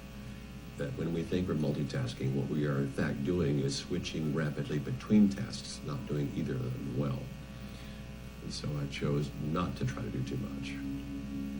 Within a few seconds, by memory, I had taken the first 2 remedial actions that we would eventually get to on the checklist over a minute later, over a third of the way through the remaining flight time. but I needed those actions to be effective immediately and not to wait. I turned on the engine ignition so if the engines could recover, they would, and I started the airplane's auxiliary power unit. I knew it was only a matter of a few minutes before our flight path intersected the surface of the Earth. I had to choose the best possible place for that to happen. Having flown into New York many times, I knew that there were only three options. There were only two runways that might be reachable. It turned out with reaction time they were not. And the only other place in the entire New York metro area, one of the most densely developed areas on the planet where it might be possible to even try landing a large jet airliner, would be the Hudson River. I suspected early on that's where we would end up, but I knew I had to try to consider at least returning to a runway if it was possible.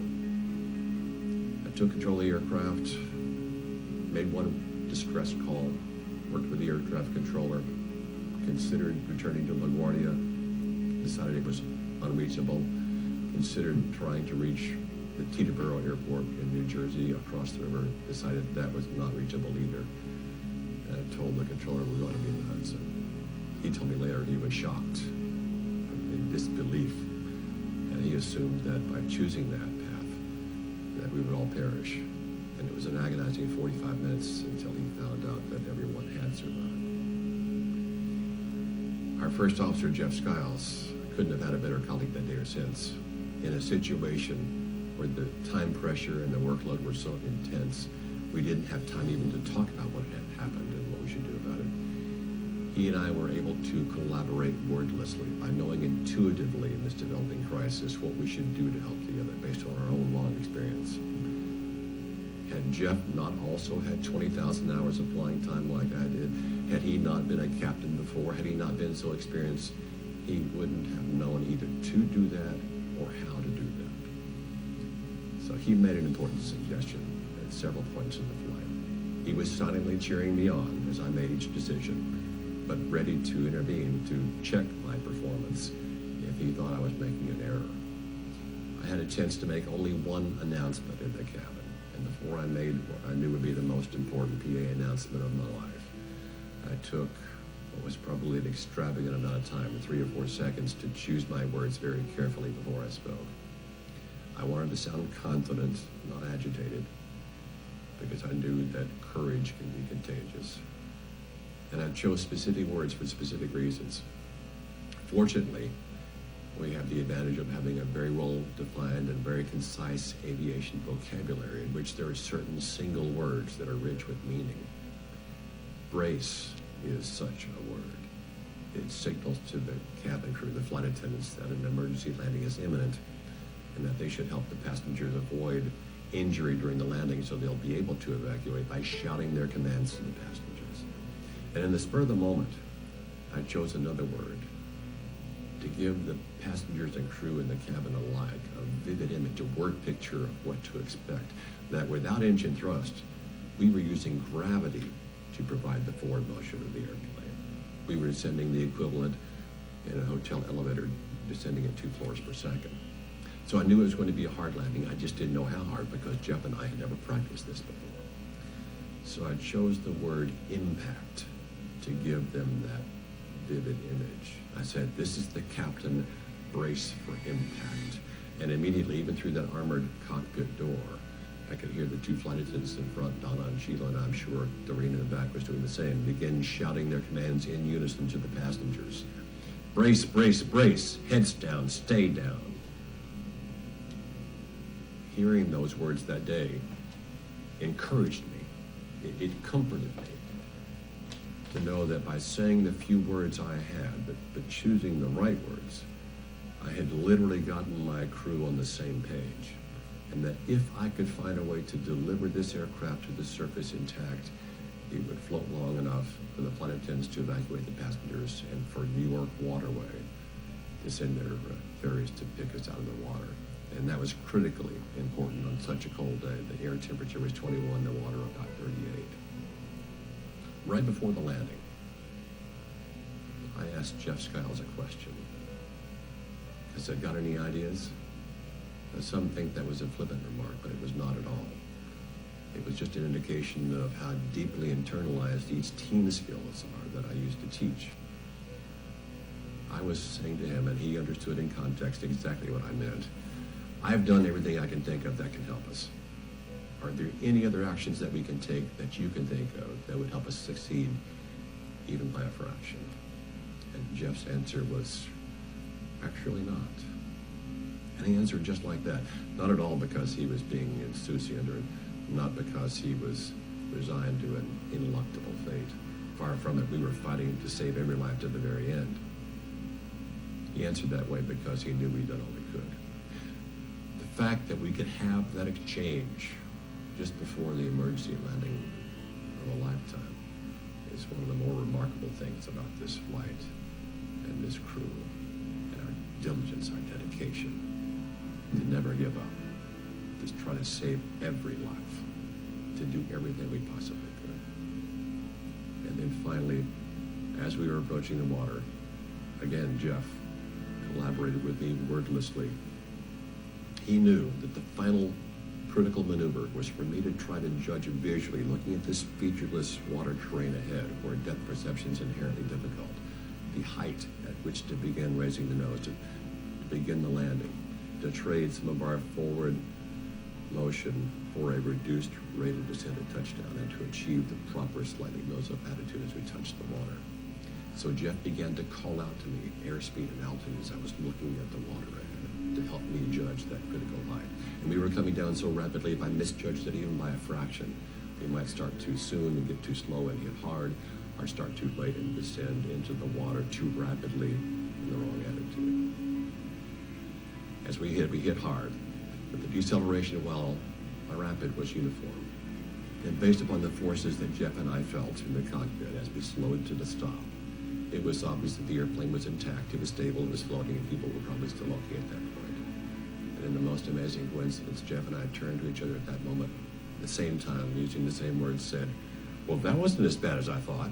But we weren't high-fiving. We still had to get 155 people out of an airplane taking on water in a river in January.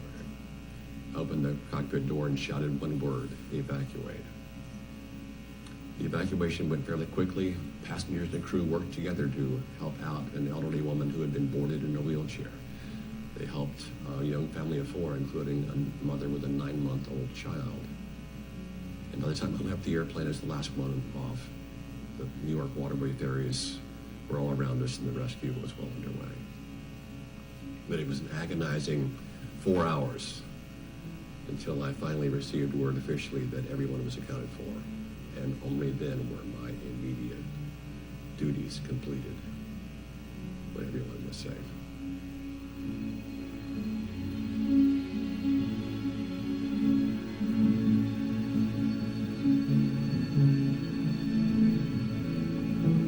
And I know every one of them passengers was thankful to God that a veteran pilot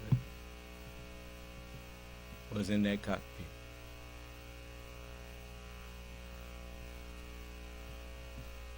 It's just like, you know, you talk about a sigh of relief when something that would prevent me from having to go to the hospital to watch or to offer thoughts and prayers to some of my followers or family while they laying up there and can't breathe under an oxygen tent. A vaccine was made available.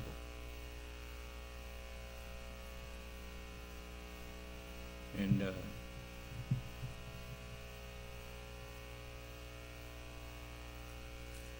I figured that, you know, the Honorable Elijah Muhammad said that if God gave way to them to rule, then you are honoring a ruler. respect the man.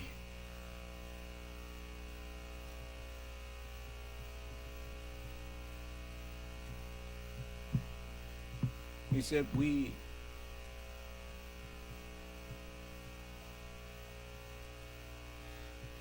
they said, now you're free. And to make it clear to you, God came and gave to you and me a flag representing our freedom, justice, and equality. We hoist that flag right here on his soil. He didn't say take it down. No, he did not hinder you from hoisting your flag right up beside his.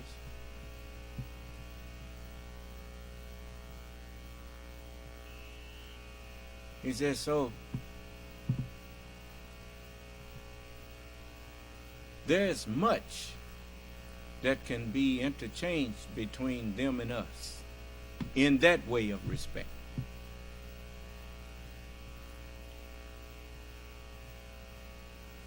And so when that vaccine came out and people was trying to suggest that it was something nefarious, I remembered what Allah said. I remember what his messenger said. He said, there are white Muslims in America. And lots of them. And they recognize and respect you. You must recognize and respect them.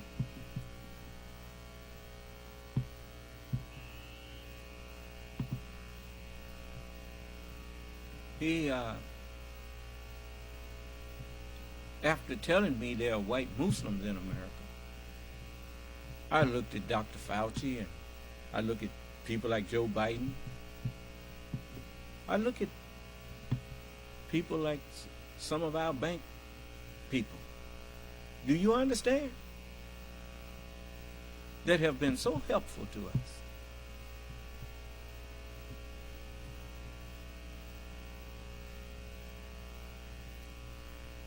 Have been so respectful of us.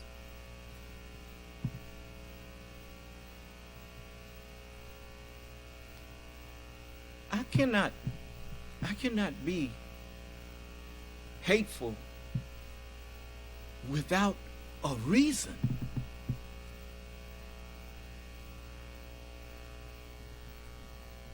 Like I told you, I was so glad that I never saw the white couple who adopted our family when I was a little boy, you know. Aunt Frances and Uncle Kenneth. Because I probably would have been so disrespectful to them simply because I was a child in my understanding.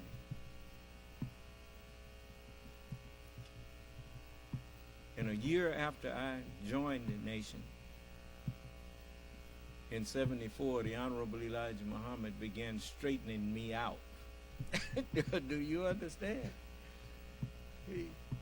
When he said there was white Muslims in America, I didn't forget that he said that there ain't no such thing as an unrighteous Muslim. He asked the question, are there any Muslims other than righteous? And his answer was, I beg your pardon? I've never heard of one. So when he said there was white Muslims in America, I had to do a double take there. I said, wait a minute now. Now you told me the white man is the devil. Now you saying there's white Muslims in America? And so when I read the Holy Quran, I found it in there. And it's in the Bible.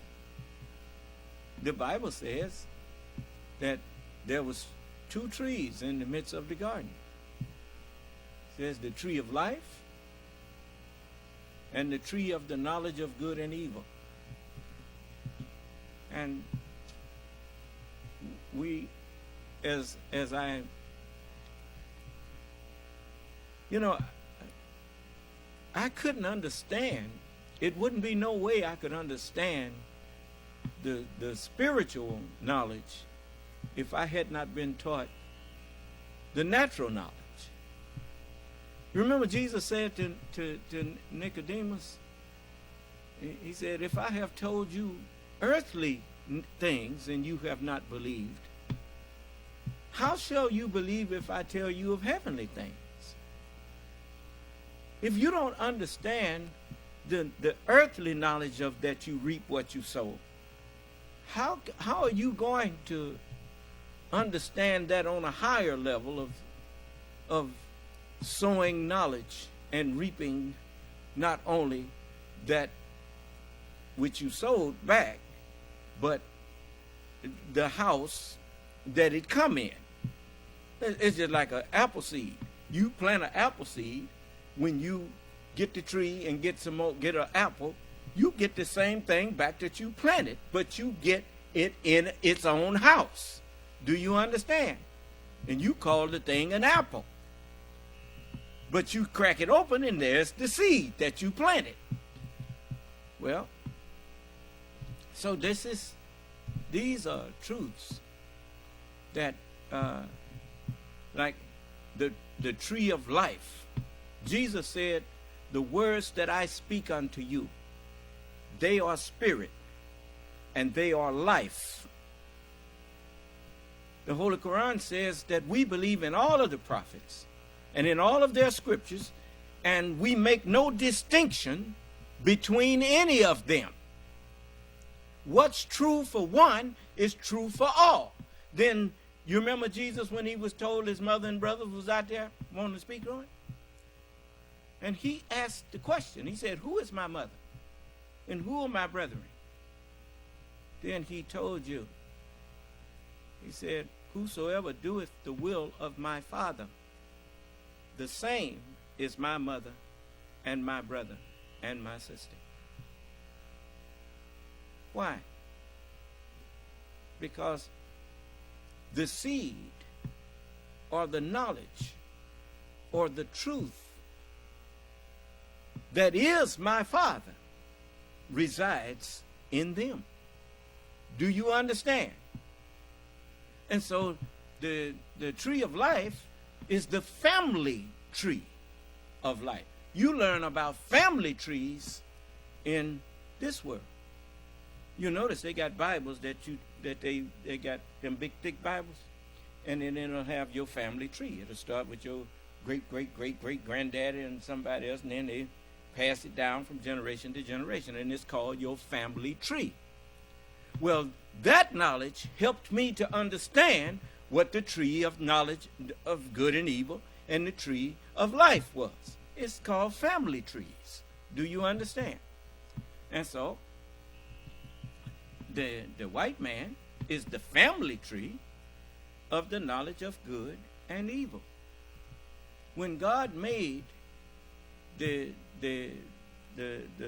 sun, the moon, the stars, and named all of the animal life and all of these things, what did he say when it was done?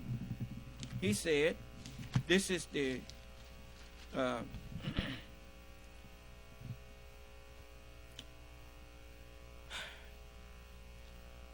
this is the 29th verse of the first chapter of Genesis. I'm going to start reading there, and I'm going to read all the way down to the 31st verse. And God said, behold, I have given you, he's talking to the man that he made now, I have given you every herb bearing seed, which is upon the face of all the earth, and every tree, in the which is the fruit of a tree, yielding seed. To you it shall be for meat, M-E-A-T, for you to eat it. And to every beast of the earth, and to every fowl of the air, and to everything that creepeth upon the earth, wherein there is life. I have given every green herb for meat. Well, you and the animals, they can eat these things. Huh? And it was so. And it's still so. And it says, and God saw everything that he had made, and behold, it was very good. And the evening and the morning were the sixth day. Now, God saw everything that he had made known to them. In order to give them dominion, he had to make known to them how to study those things and extract the knowledge of how to not only reproduce those things, but how to preserve those things. Do you understand? And so they were not just given the knowledge of the herbs, they was given the knowledge of every creeping thing. It's just like a virus. A virus is like the devil. It lies in wait to be picked up and ushered into you. Do you understand? The scientists said viruses don't have their own locomotion. They wait on you to pick them up. That's why they tell you to wash your hands and all that kind of thing. And don't touch your face with your hands and all that kind of stuff, because you bring them in. You remember the movies that show the devil that he can't come in unless you invite him in? Well, that's where a virus is. You invite him in. That's why you put a mask on. He can't get through there. And then he, But anyway, so I look at the knowledge that God gave them. It was good. But because it was not spiritual, it was natural. The first mind that Allah produced in these farms, these new farms that he made, was natural. And so they perfected it. He brought a natural man into existence with a natural mind to catalog and teach us all. The white man, he been busy. He done taught us a lot of things. And that knowledge of the elements and all of that kind of thing, that's good. But he uses it to, in many cases, deceive people into being his slaves, into being fodder for his wars and for his conquests and all of these things, because he does not have the nature, the full nature to rule. He just has the full, the half nature to be a ruler. Do you understand? And a ruler that cannot empathize, that does not have the ability to empathize, to put themselves in other people's position, to know how, how that person feels. They can't help but be harmful because they don't have the ability to empathize with others. And that is a divine attribute, empathy. And he don't have that. And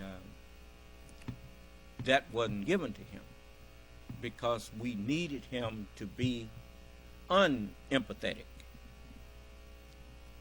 We needed him to go forth conquering and to show others that even though he may be the last part of black man, which makes him the weakest part, his bones are softer than ours.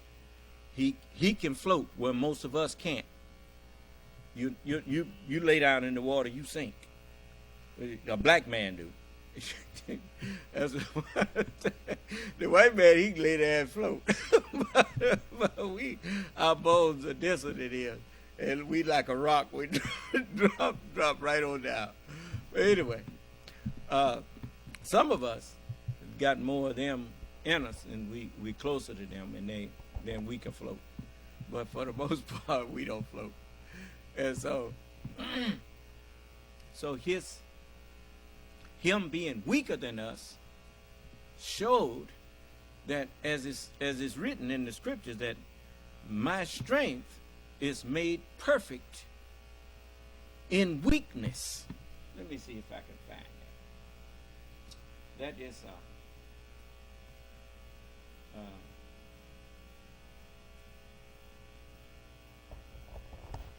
That is a wonderful. 2 Corinthians chapter 12, verse 9. 2 Corinthians? Yes, sir. Okay. Chapter 12, verse 9. Let's see here.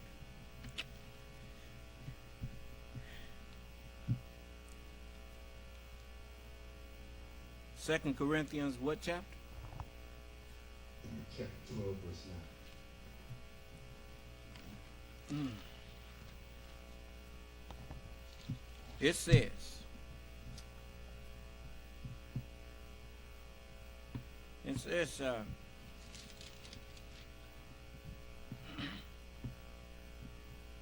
this is Paul talking in this letter to the Corinthians.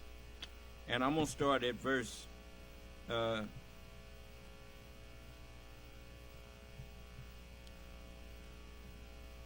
going to start at the first verse. It says, "It is not expedient for me, doubtless, to glory, to shine as though it's me." Do you understand?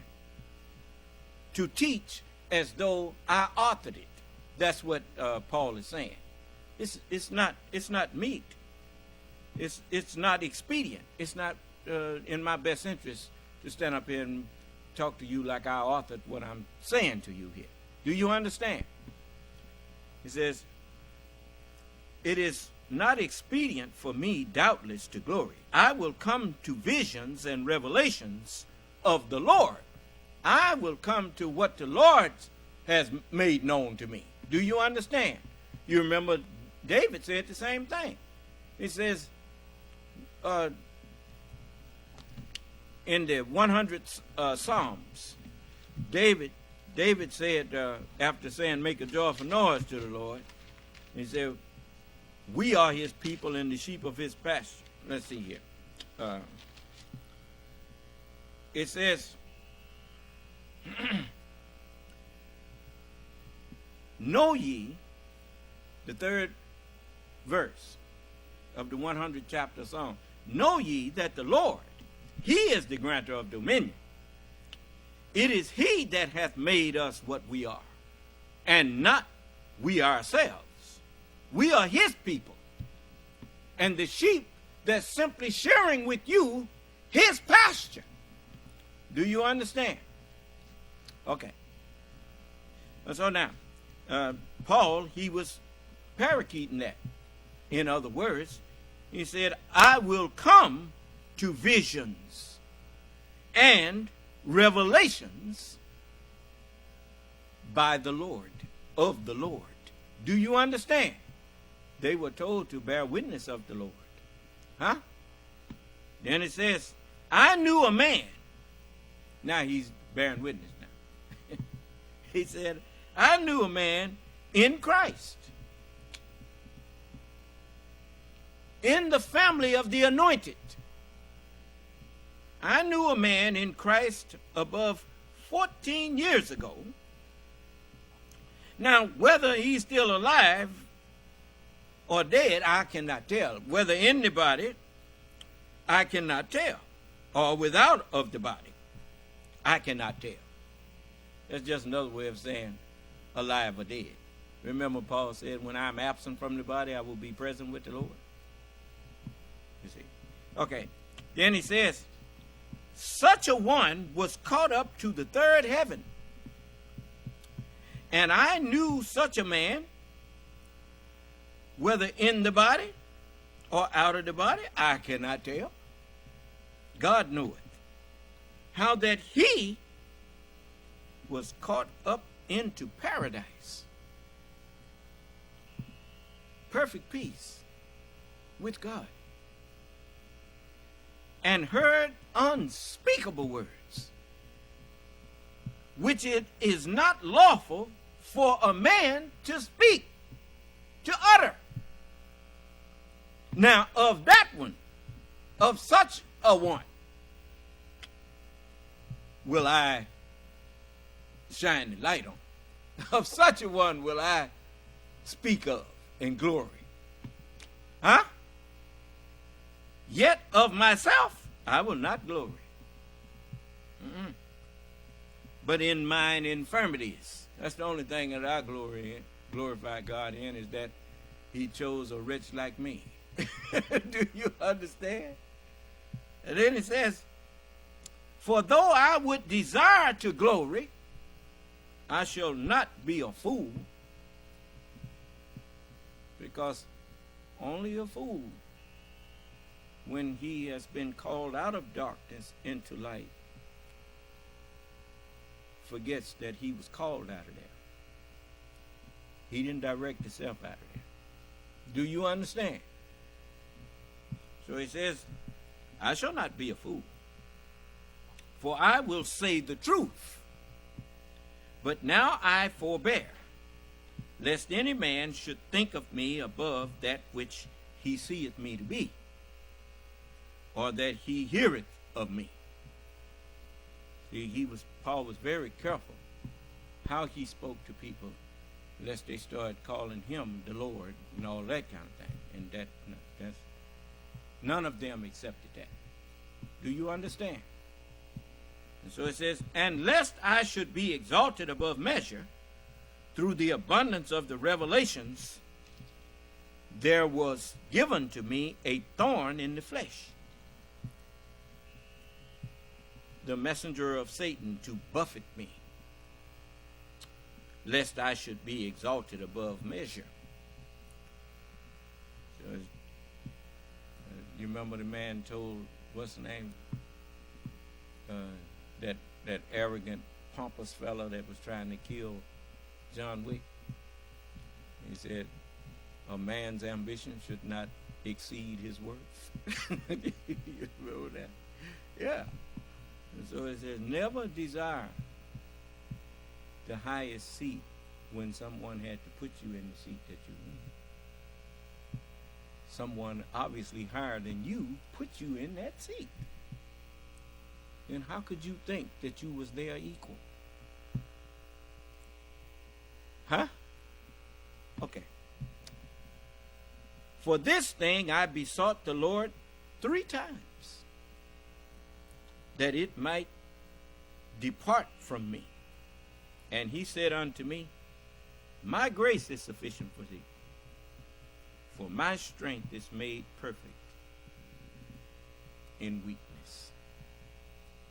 You want to see an example of the strength of the truth being made perfect in weakness? The white man is the weakest part of the black man. Brown, yellow, then white. He the last man that you can get out of us. But yet, the truth that was given to him made him able to rule over the strongest. The strength of truth is made perfect and perfectly seen in the weakest people. Man used to be a caveman. Now he ruling everybody. Huh? You notice, the Native American, he had gods that he worshiped. He believed in some kind of God. When Moses was sent in there to get the white man wasn't worshiping nothing.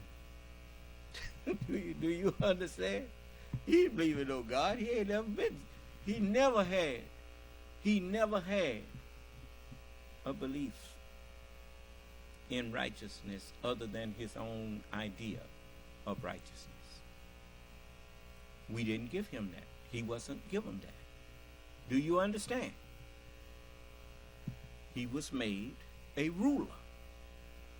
That's why everywhere he went forth to conquer and to take dominion.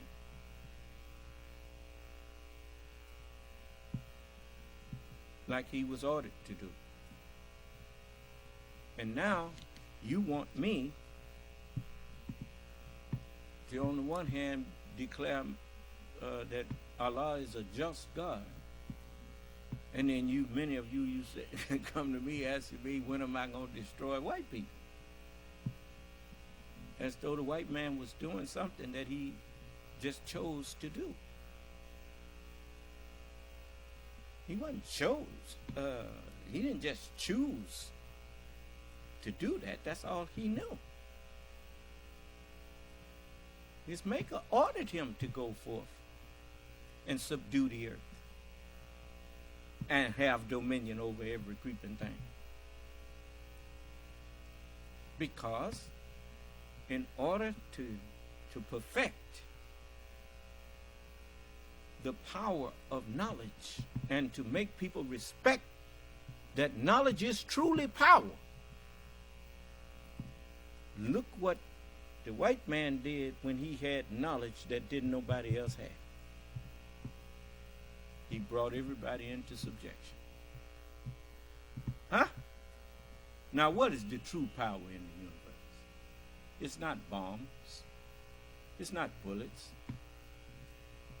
Because even when you force somebody to surrender to you or to submit to you, and you win a skirmish, in the end, you better be careful who you pick a fight with. Because if they got more sense than you, they're going to show it by what they do to pay you back. Do you understand? You better quit going around picking fights with people.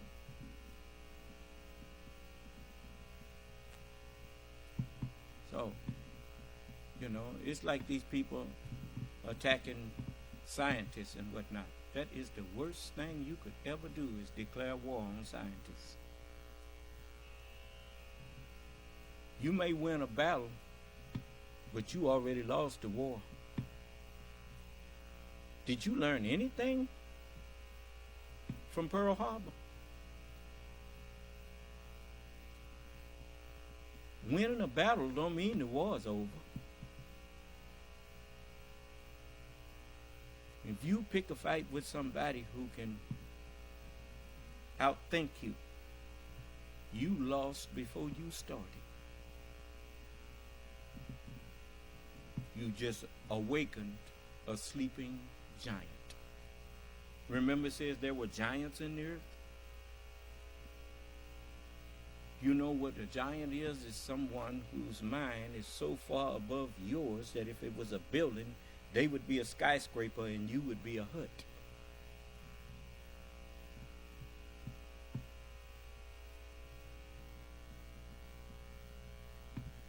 You better quit.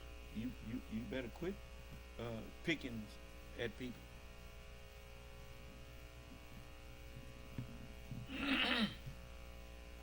Anyway, when they get sick of you, they can put a stop to you.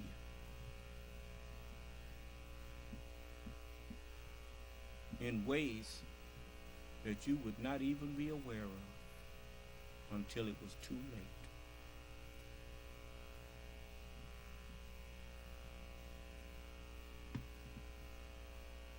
That's the one thing that bullets and bombs can't kill. It can't kill thought.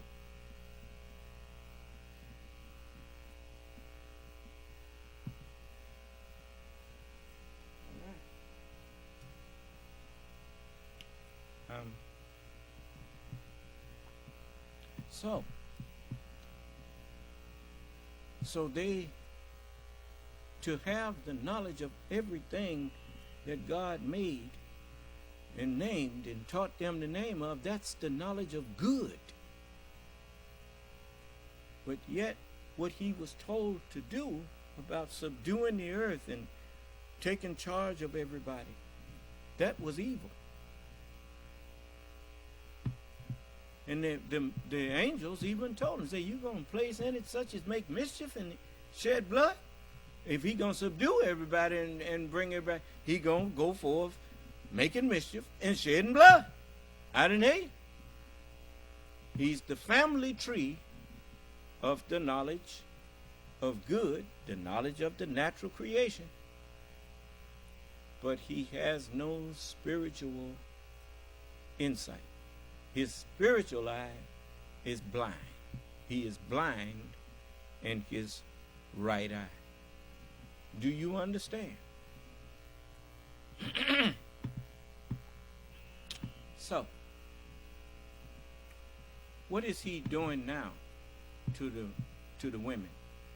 The same thing he did to the black woman when he first got a hold to her.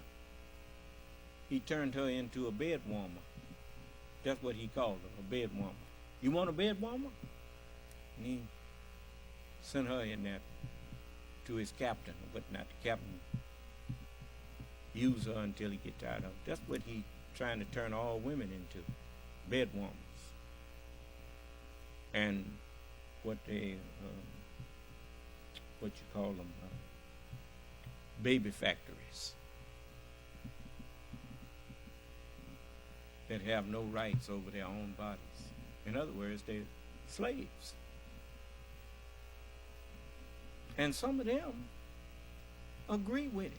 It's just like madams. You know what a madam is, right? That's a woman helping to prostitute other women. Like the Judas goat. They train different creatures to follow that goat to their death. Do you understand?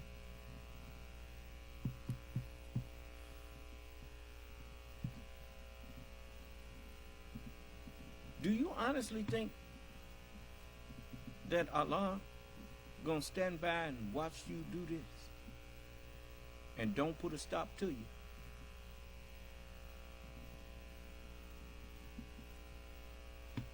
Okay. The mere fact that I'm standing up here telling you I see it. How you think I see it? Who made me see it?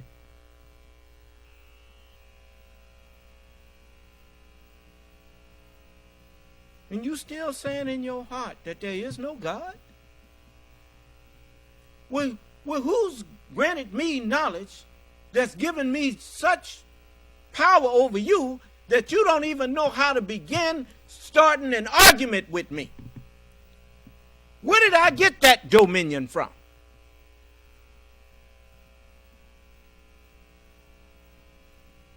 And if Allah is not upholding me, who is? You can't say I got this out of you. Some books y'all wrote.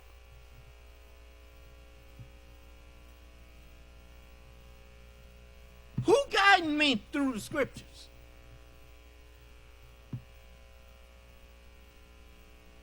Who's doing that? Who's preserving my life?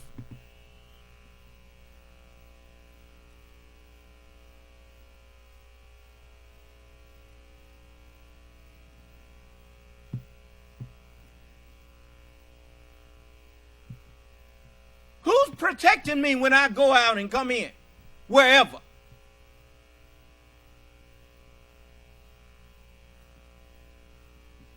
And supplying my needs? Who's doing that? In spite of the fact that most of y'all don't support me. Where am I getting support from?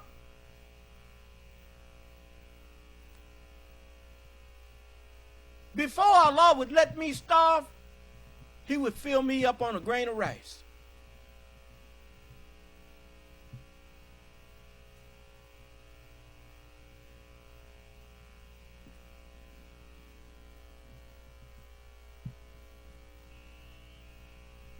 He even told me, he said, yet a little while and the wicked shall not be.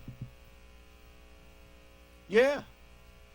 You're going to diligently seek His place and shall not find. Well, I asked myself, when? When is that? Don't worry about it. That's what he told me. Don't worry about it. I could put you to sleep for 100 years, and then I could send plagues and wipe them all off the earth, and they'd be turned to dust, and you wake up thinking you only slept a night.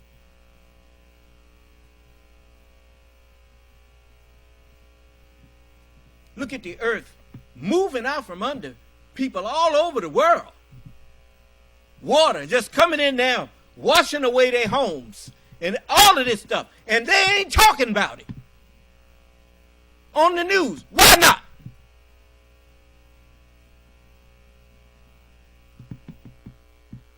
But just because you ain't talking about it, you seen that bird on TV, that little cartoon? Is a train coming? He stick his head in the hole and his behind up there and there, and because he don't see it, he think everything is cool. Hallelujah. And it was always funny, even as a child. I said, that's a mighty dumb bird. Huh?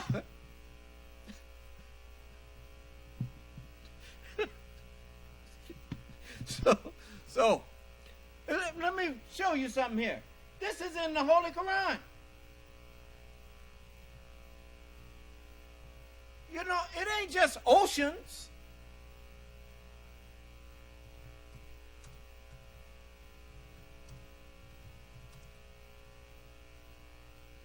Let me show you something here. These books are amazing. Just watch this.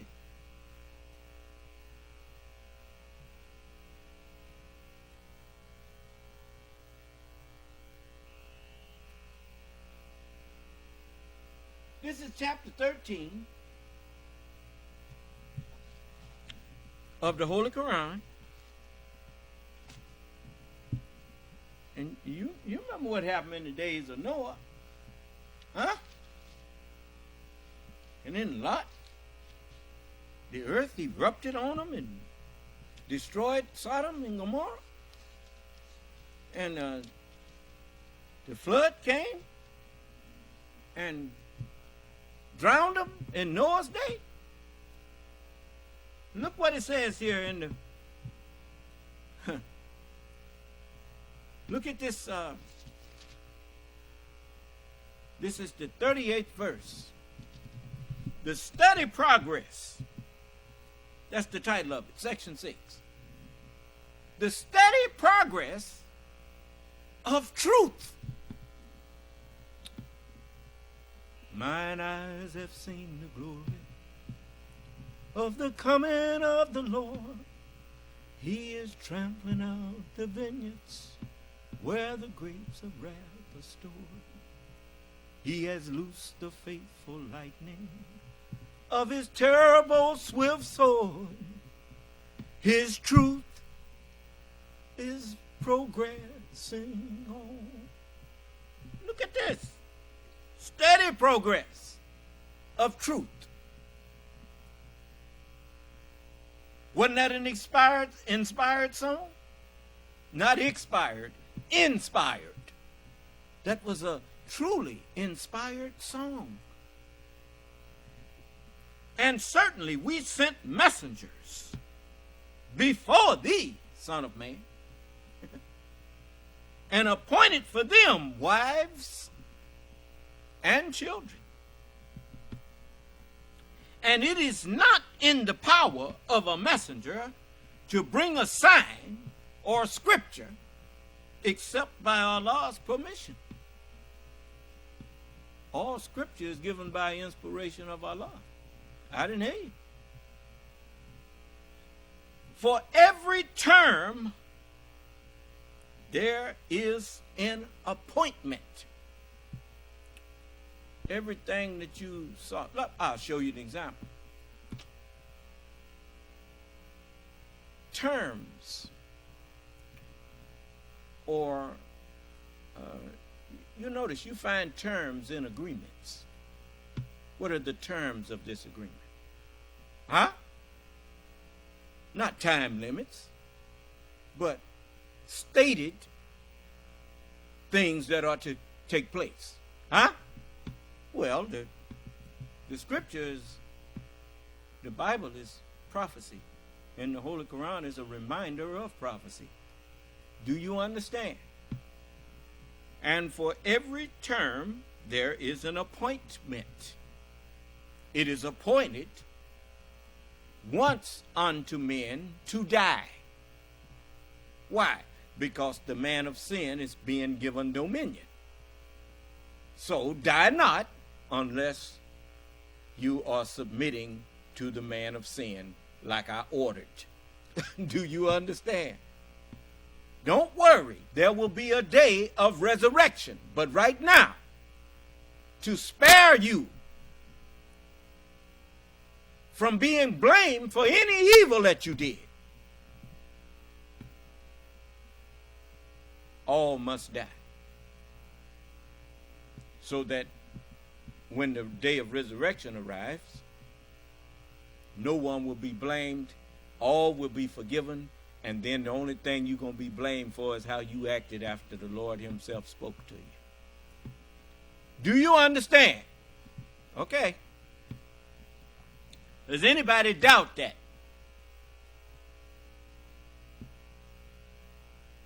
You know you done did a lot of evil, but all that was forgiven.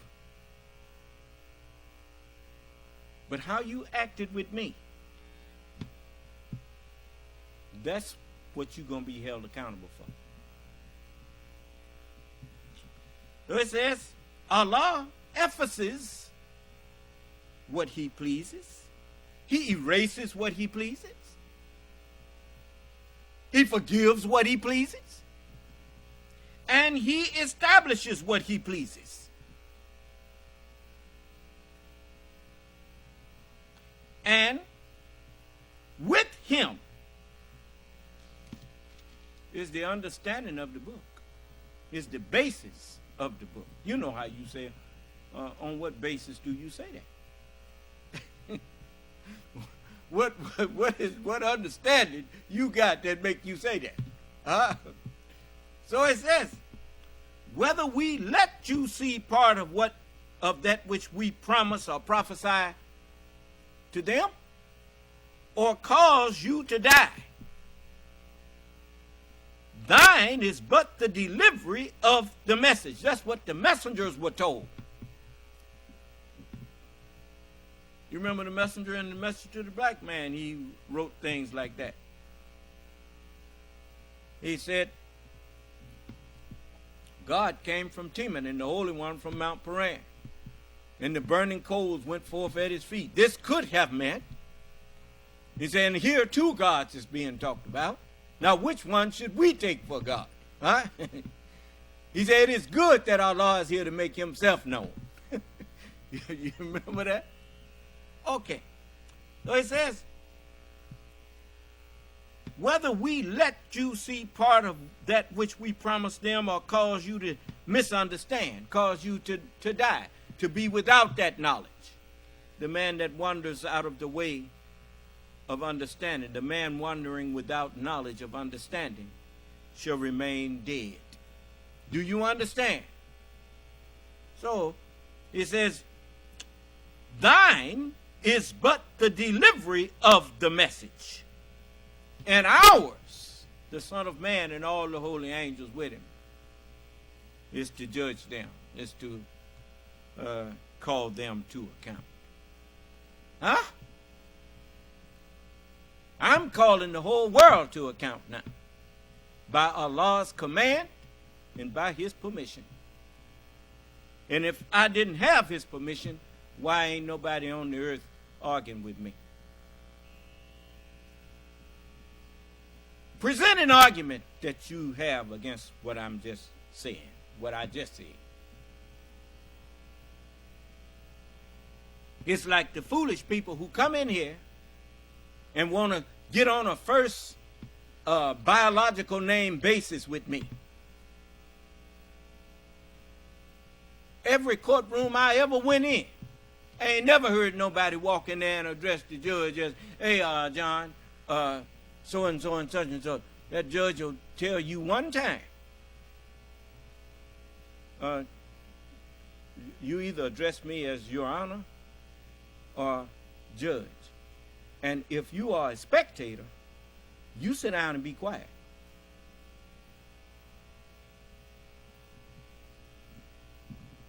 Do you understand?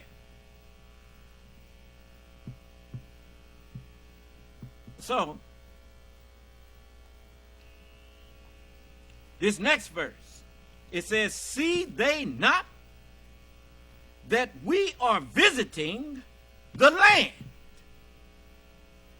What is a visit? What you think it is when the ocean leaves its gulf there, leaves its valley, and comes inland and floods you out? That's a visit.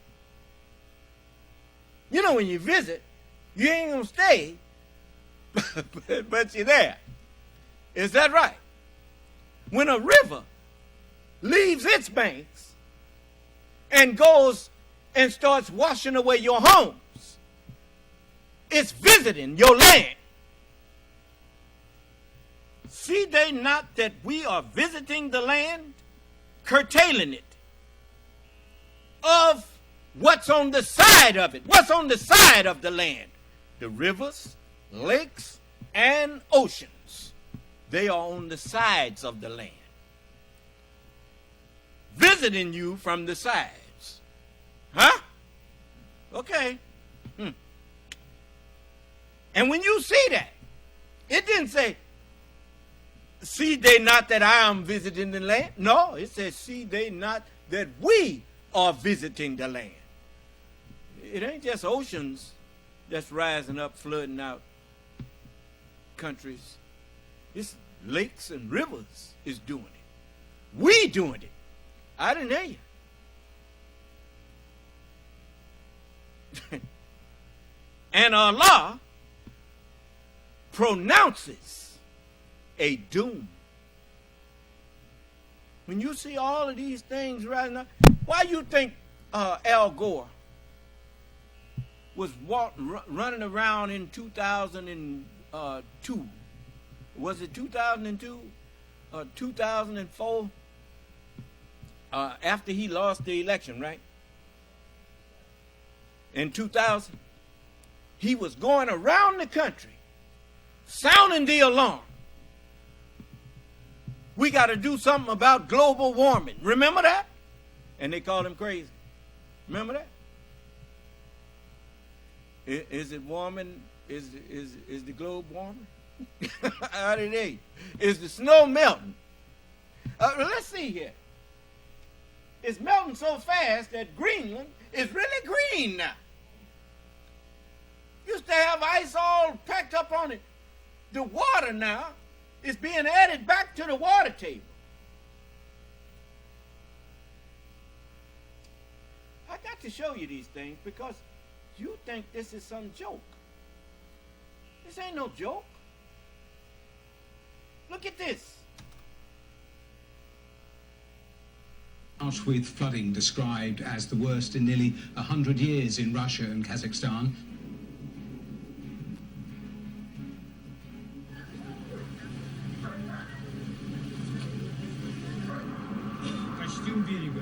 Europe's third longest river burst through a dam embankment in Orsk on Friday after meltwater rose the water levels. In a harrowing display of nature's fury, Russia has been devastated by unprecedented flooding, leaving a trail of destruction and despair. As torrential rains submerge entire communities, many are left wondering if these catastrophic events are more than mere coincidences. Could this be a divine warning, a harbinger of the prophesied end times?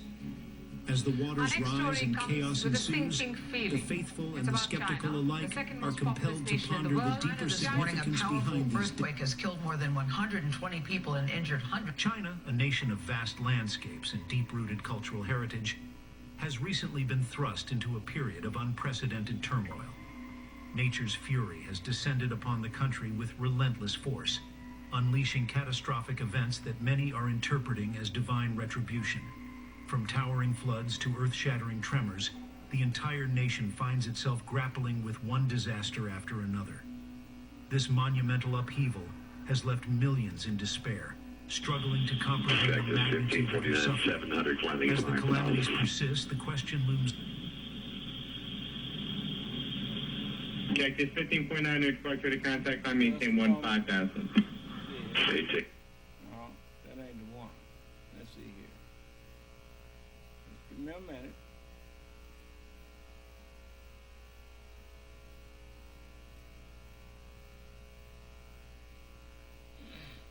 Oh, that was on that other deal that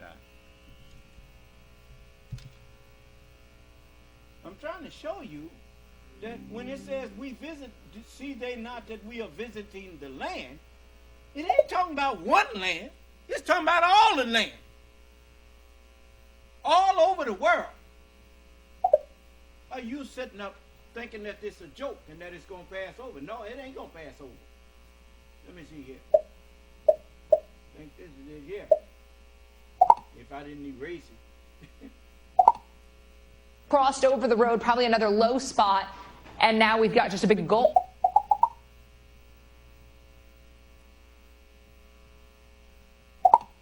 Now, number one.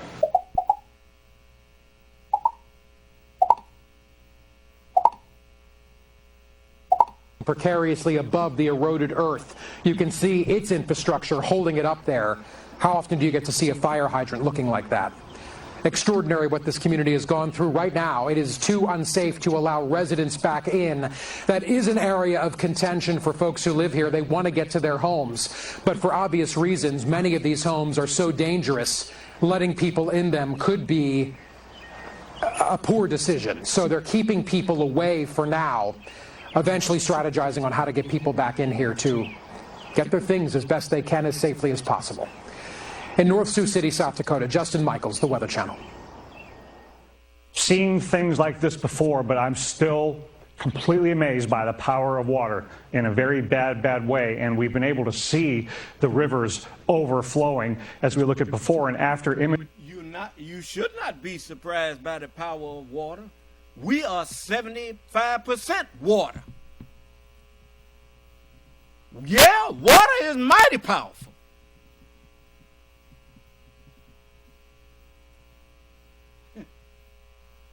You thought this was some kind of joke, but it was written, and now it's happening. As the Holy Quran says, see they not that we are visiting the land.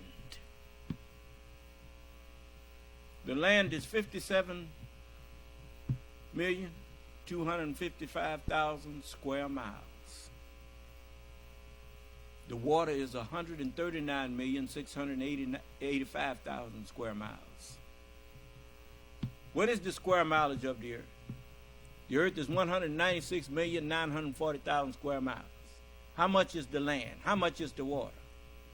The land is 57,255,000 square miles. The water is 139,685,000 square miles. He even taught us the lakes and rivers. The Honorable Elijah Muhammad shared that. It's in them good dictionaries. It's in there. This white man, he done measured a lot of things. He done measured everything. Now, see they not that we are visiting the land? How we visiting the land? I just told you. When a river jumps its banks from its normal flow, it's visiting. I didn't hear you. When the Gulf of Mexico has a surge and surges up over its bank, it's visiting.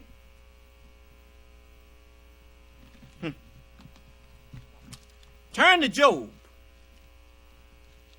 The book of Job. I know it's spelled Job, but it should have been J-O-B-E. Job is a silent E on there, you see. They spelled it wrong, but it's all right. The 38th chapter.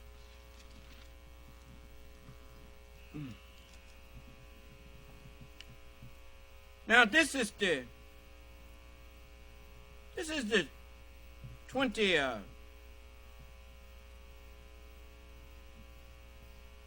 just a moment here. Where do I want to start at?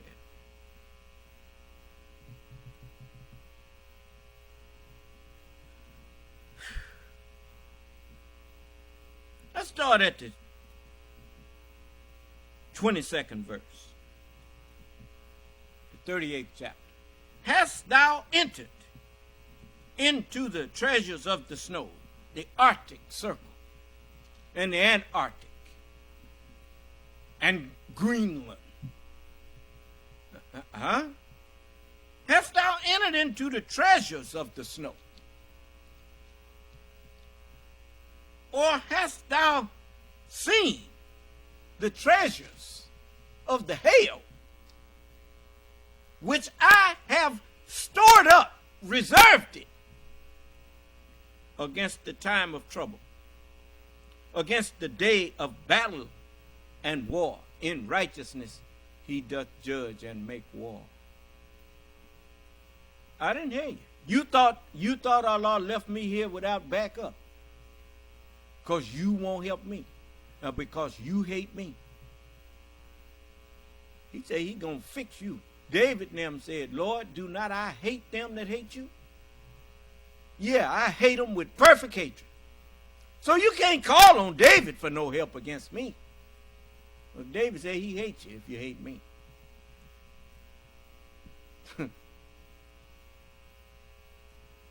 Yeah. It says, now, what is all this water doing?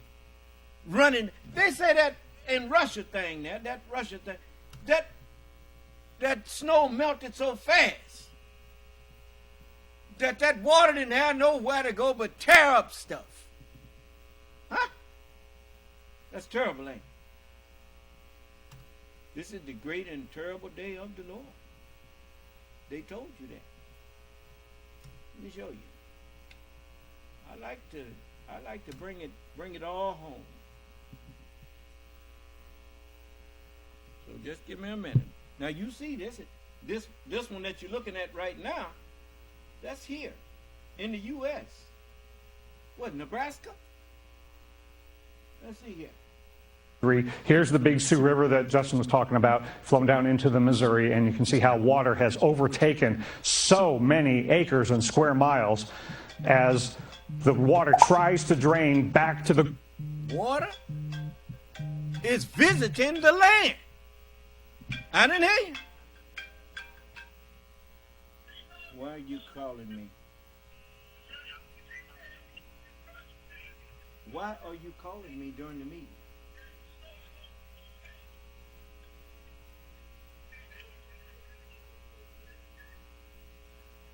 What are you doing? Guess that was a pocket dial. Okay. Gulf of Mexico, where it ultimately came from in the form of all the heavy rains. And we've got flood warnings even going way south of Sioux City through Omaha and St. Joseph along the Missouri, flood advisories along the Mississippi and elsewhere. And we unfortunately are going to have another northern system that's going to be raining on top of the areas. Now remember, you didn't know what that was talking about till just now. Visiting the land. You know, a visit is, you remember the tsunami that wiped out 180,000 people? The ocean visited the land. Just laying out there, looking so calm and peaceful. Next thing you know, the man said, if you saw the tsunami coming, it was too late to get out the way. I didn't hear you.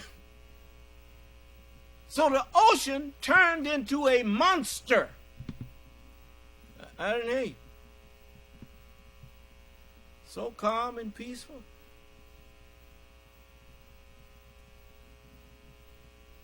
Rivers overflowing their banks, visiting the land, wiping out foundations under homes, and sweeping them away. Look at this. that are flooding. So this is not going to help the situation at all. And here's that next system coming over the top of our ridge into the Pacific Northwest. But at least today, we're getting a bit of a break with high pressure behind the departing system. So in between, we've got a day with a break where things are nice and stable, and all the rain is moving over the Great Lakes, as Alex has showed you. But here comes that extra front moving through as we go through tomorrow, and it'll bring a front through by this weekend. So the next 2 days could be problematic with flash flooding on top of the river flooding. The same areas will be affected again, Alex. All right, Dr. Knabb, we have seen some unimaginable damage that was caused by these floodwaters. This one of the hardest hit parts of town in North Sioux City in South Dakota. As you can imagine, when the floodwaters rushed in, the power of it demolished homes, ate away at the riverside community, causing the roads to crumble, the ground around and underneath some of these homes to give way. Now, this area is unsafe for residents at this time, with homes perched precariously close to these big pits. And, you know, Dr. Knabb, that was something that we heard from the governor yesterday in talking to Justin Michaels about what they were seeing there. So we look at the Google Earth image, and obviously we can see the roadway. We can see all the grassy areas around this river. Unfortunately, in the wake of the flooding, this is what we're left with. So these, again, big areas where it's been washed away, eating away at the foundation of these homes. Yeah, just a week or two ago, you drive up and down that road, you think, oh, that river is so far away from this road. I could never imagine the water coming onto this roadway, never mind eating away the land that the road was once on. And see they not that we are visiting the land? Huh? Okay, let's see. And Allah pronounces a doom. And there is no repeller of his decree. And he is swift in calling to account. That tsunami travels as fast as a jet plane. Huh? That river is rough, man. It gets down there quick. Huh? Let me show you. This is the Russian thing here. Man, they doing some, the water.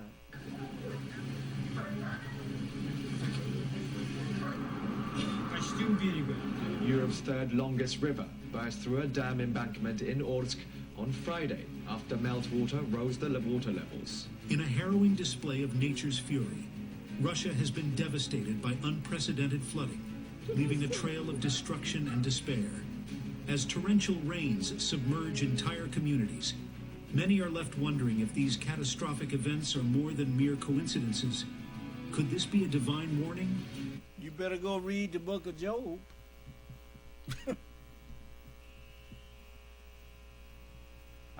I've warned all of you that you had better get behind me if you want to be safe. I told you that. It ain't my fault because you don't believe I'm the Lord. It's mighty strange that you don't believe it, but you haven't offered me no reason why you don't believe it. I know why you don't want to believe it, because I'm black. That's why you don't want to believe it. Because you've been walking on black people for so long. Even you who look like me, you've been mistreating black people for so long. The last thing you thought was that the Lord himself is black. Too bad you didn't pay closer attention to your anthropologists and to the scriptures. The scriptures say God made all nations of men from one blood. The only people on earth that you can get all nations or all colors of people from is black man.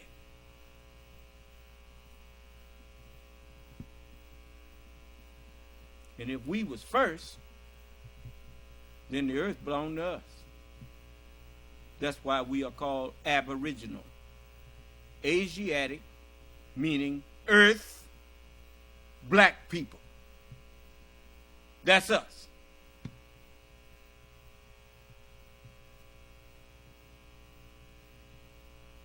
We let everybody have land that they got.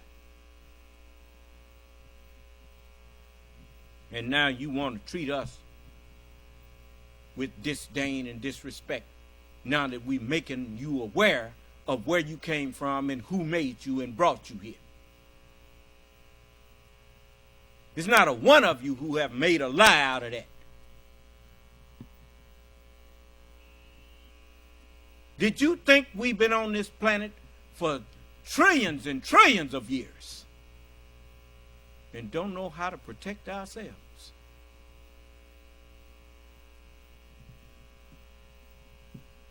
We put in ourselves fail-safes. The same way that when something invades your body, the autoimmune system, without you even ordering it to, it goes into action when that threat is perceived to be real.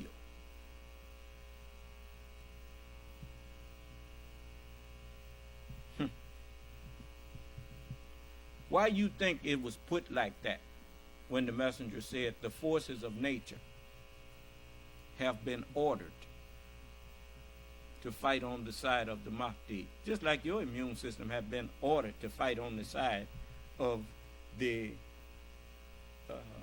elements in your body. Your immune system was ordered to protect the body. The forces of nature have been ordered to protect me and to assist me. How you think I get away with standing up here saying ain't no tornado gonna come through here and tear up nothing that I done built?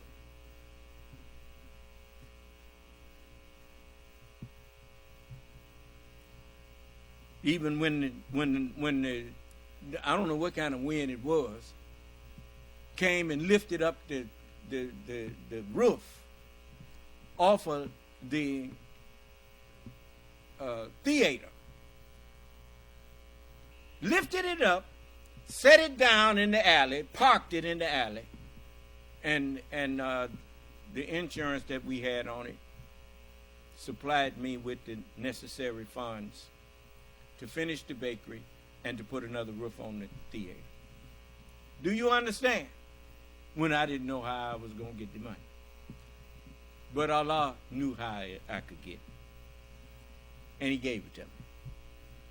So I'm not concerned about what you planted. The Holy Quran says, and those before them planned indeed, but all planning is Allah's. He knows what every soul earns or deserves. And the disbelievers will come to know for whom is the good end of life. For whose is the good end of the abode? And those who disbelieve say, thou art not a messenger.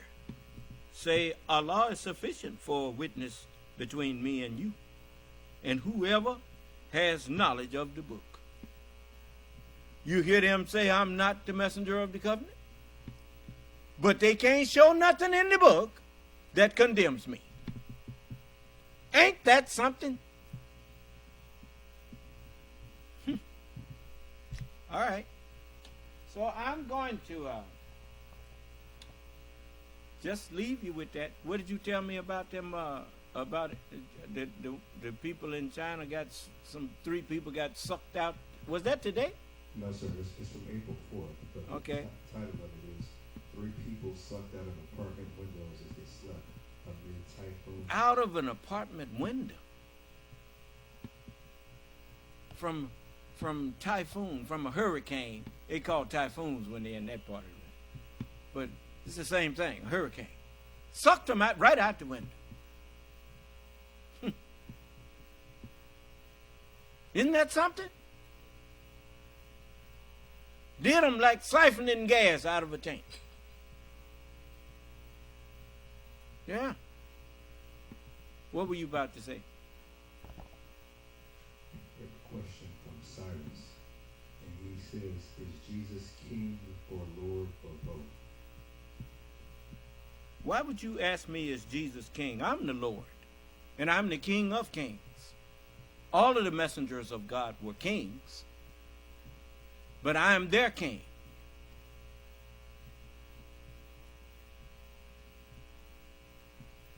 You running around here still holding on to them lies that the white man done taught you. Don't be coming in here thinking you're going to put that over in here. And you've been listening to me long enough to know the answer to that. That's why I'm fussing at you. All y'all sitting up there pretending you believe in Jesus. If you believed in Jesus, you would believe in me. You ain't fooling nobody. It's just like Jesus told them hypocrites in his day and time. Well, we know Moses, but this man we don't know about. They had never met Moses. But they've been lying in the name of Moses. Just like y'all been lying in the name of Jesus. But I done put a stop to it. That's why all of them scared to come in here and have a conversation with me. Because you know good and well Jesus can't help you now. Jesus is helping me. He didn't come here to help you. He came here to bear witness to me. That's what he said. He said, for this cause, to this end was I born, and for this cause came I into the world, that I should bear witness unto the truth.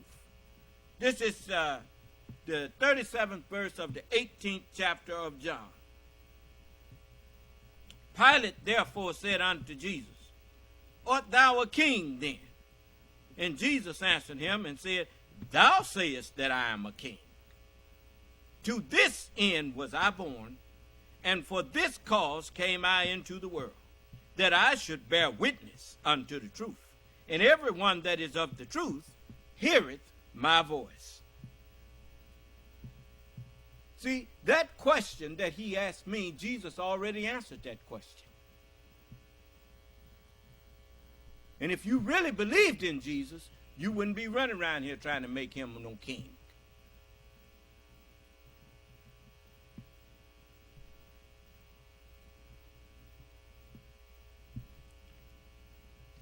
Because all of them referred to me as their king,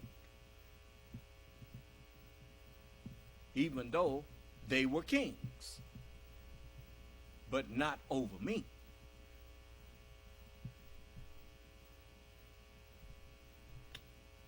So, anyone else?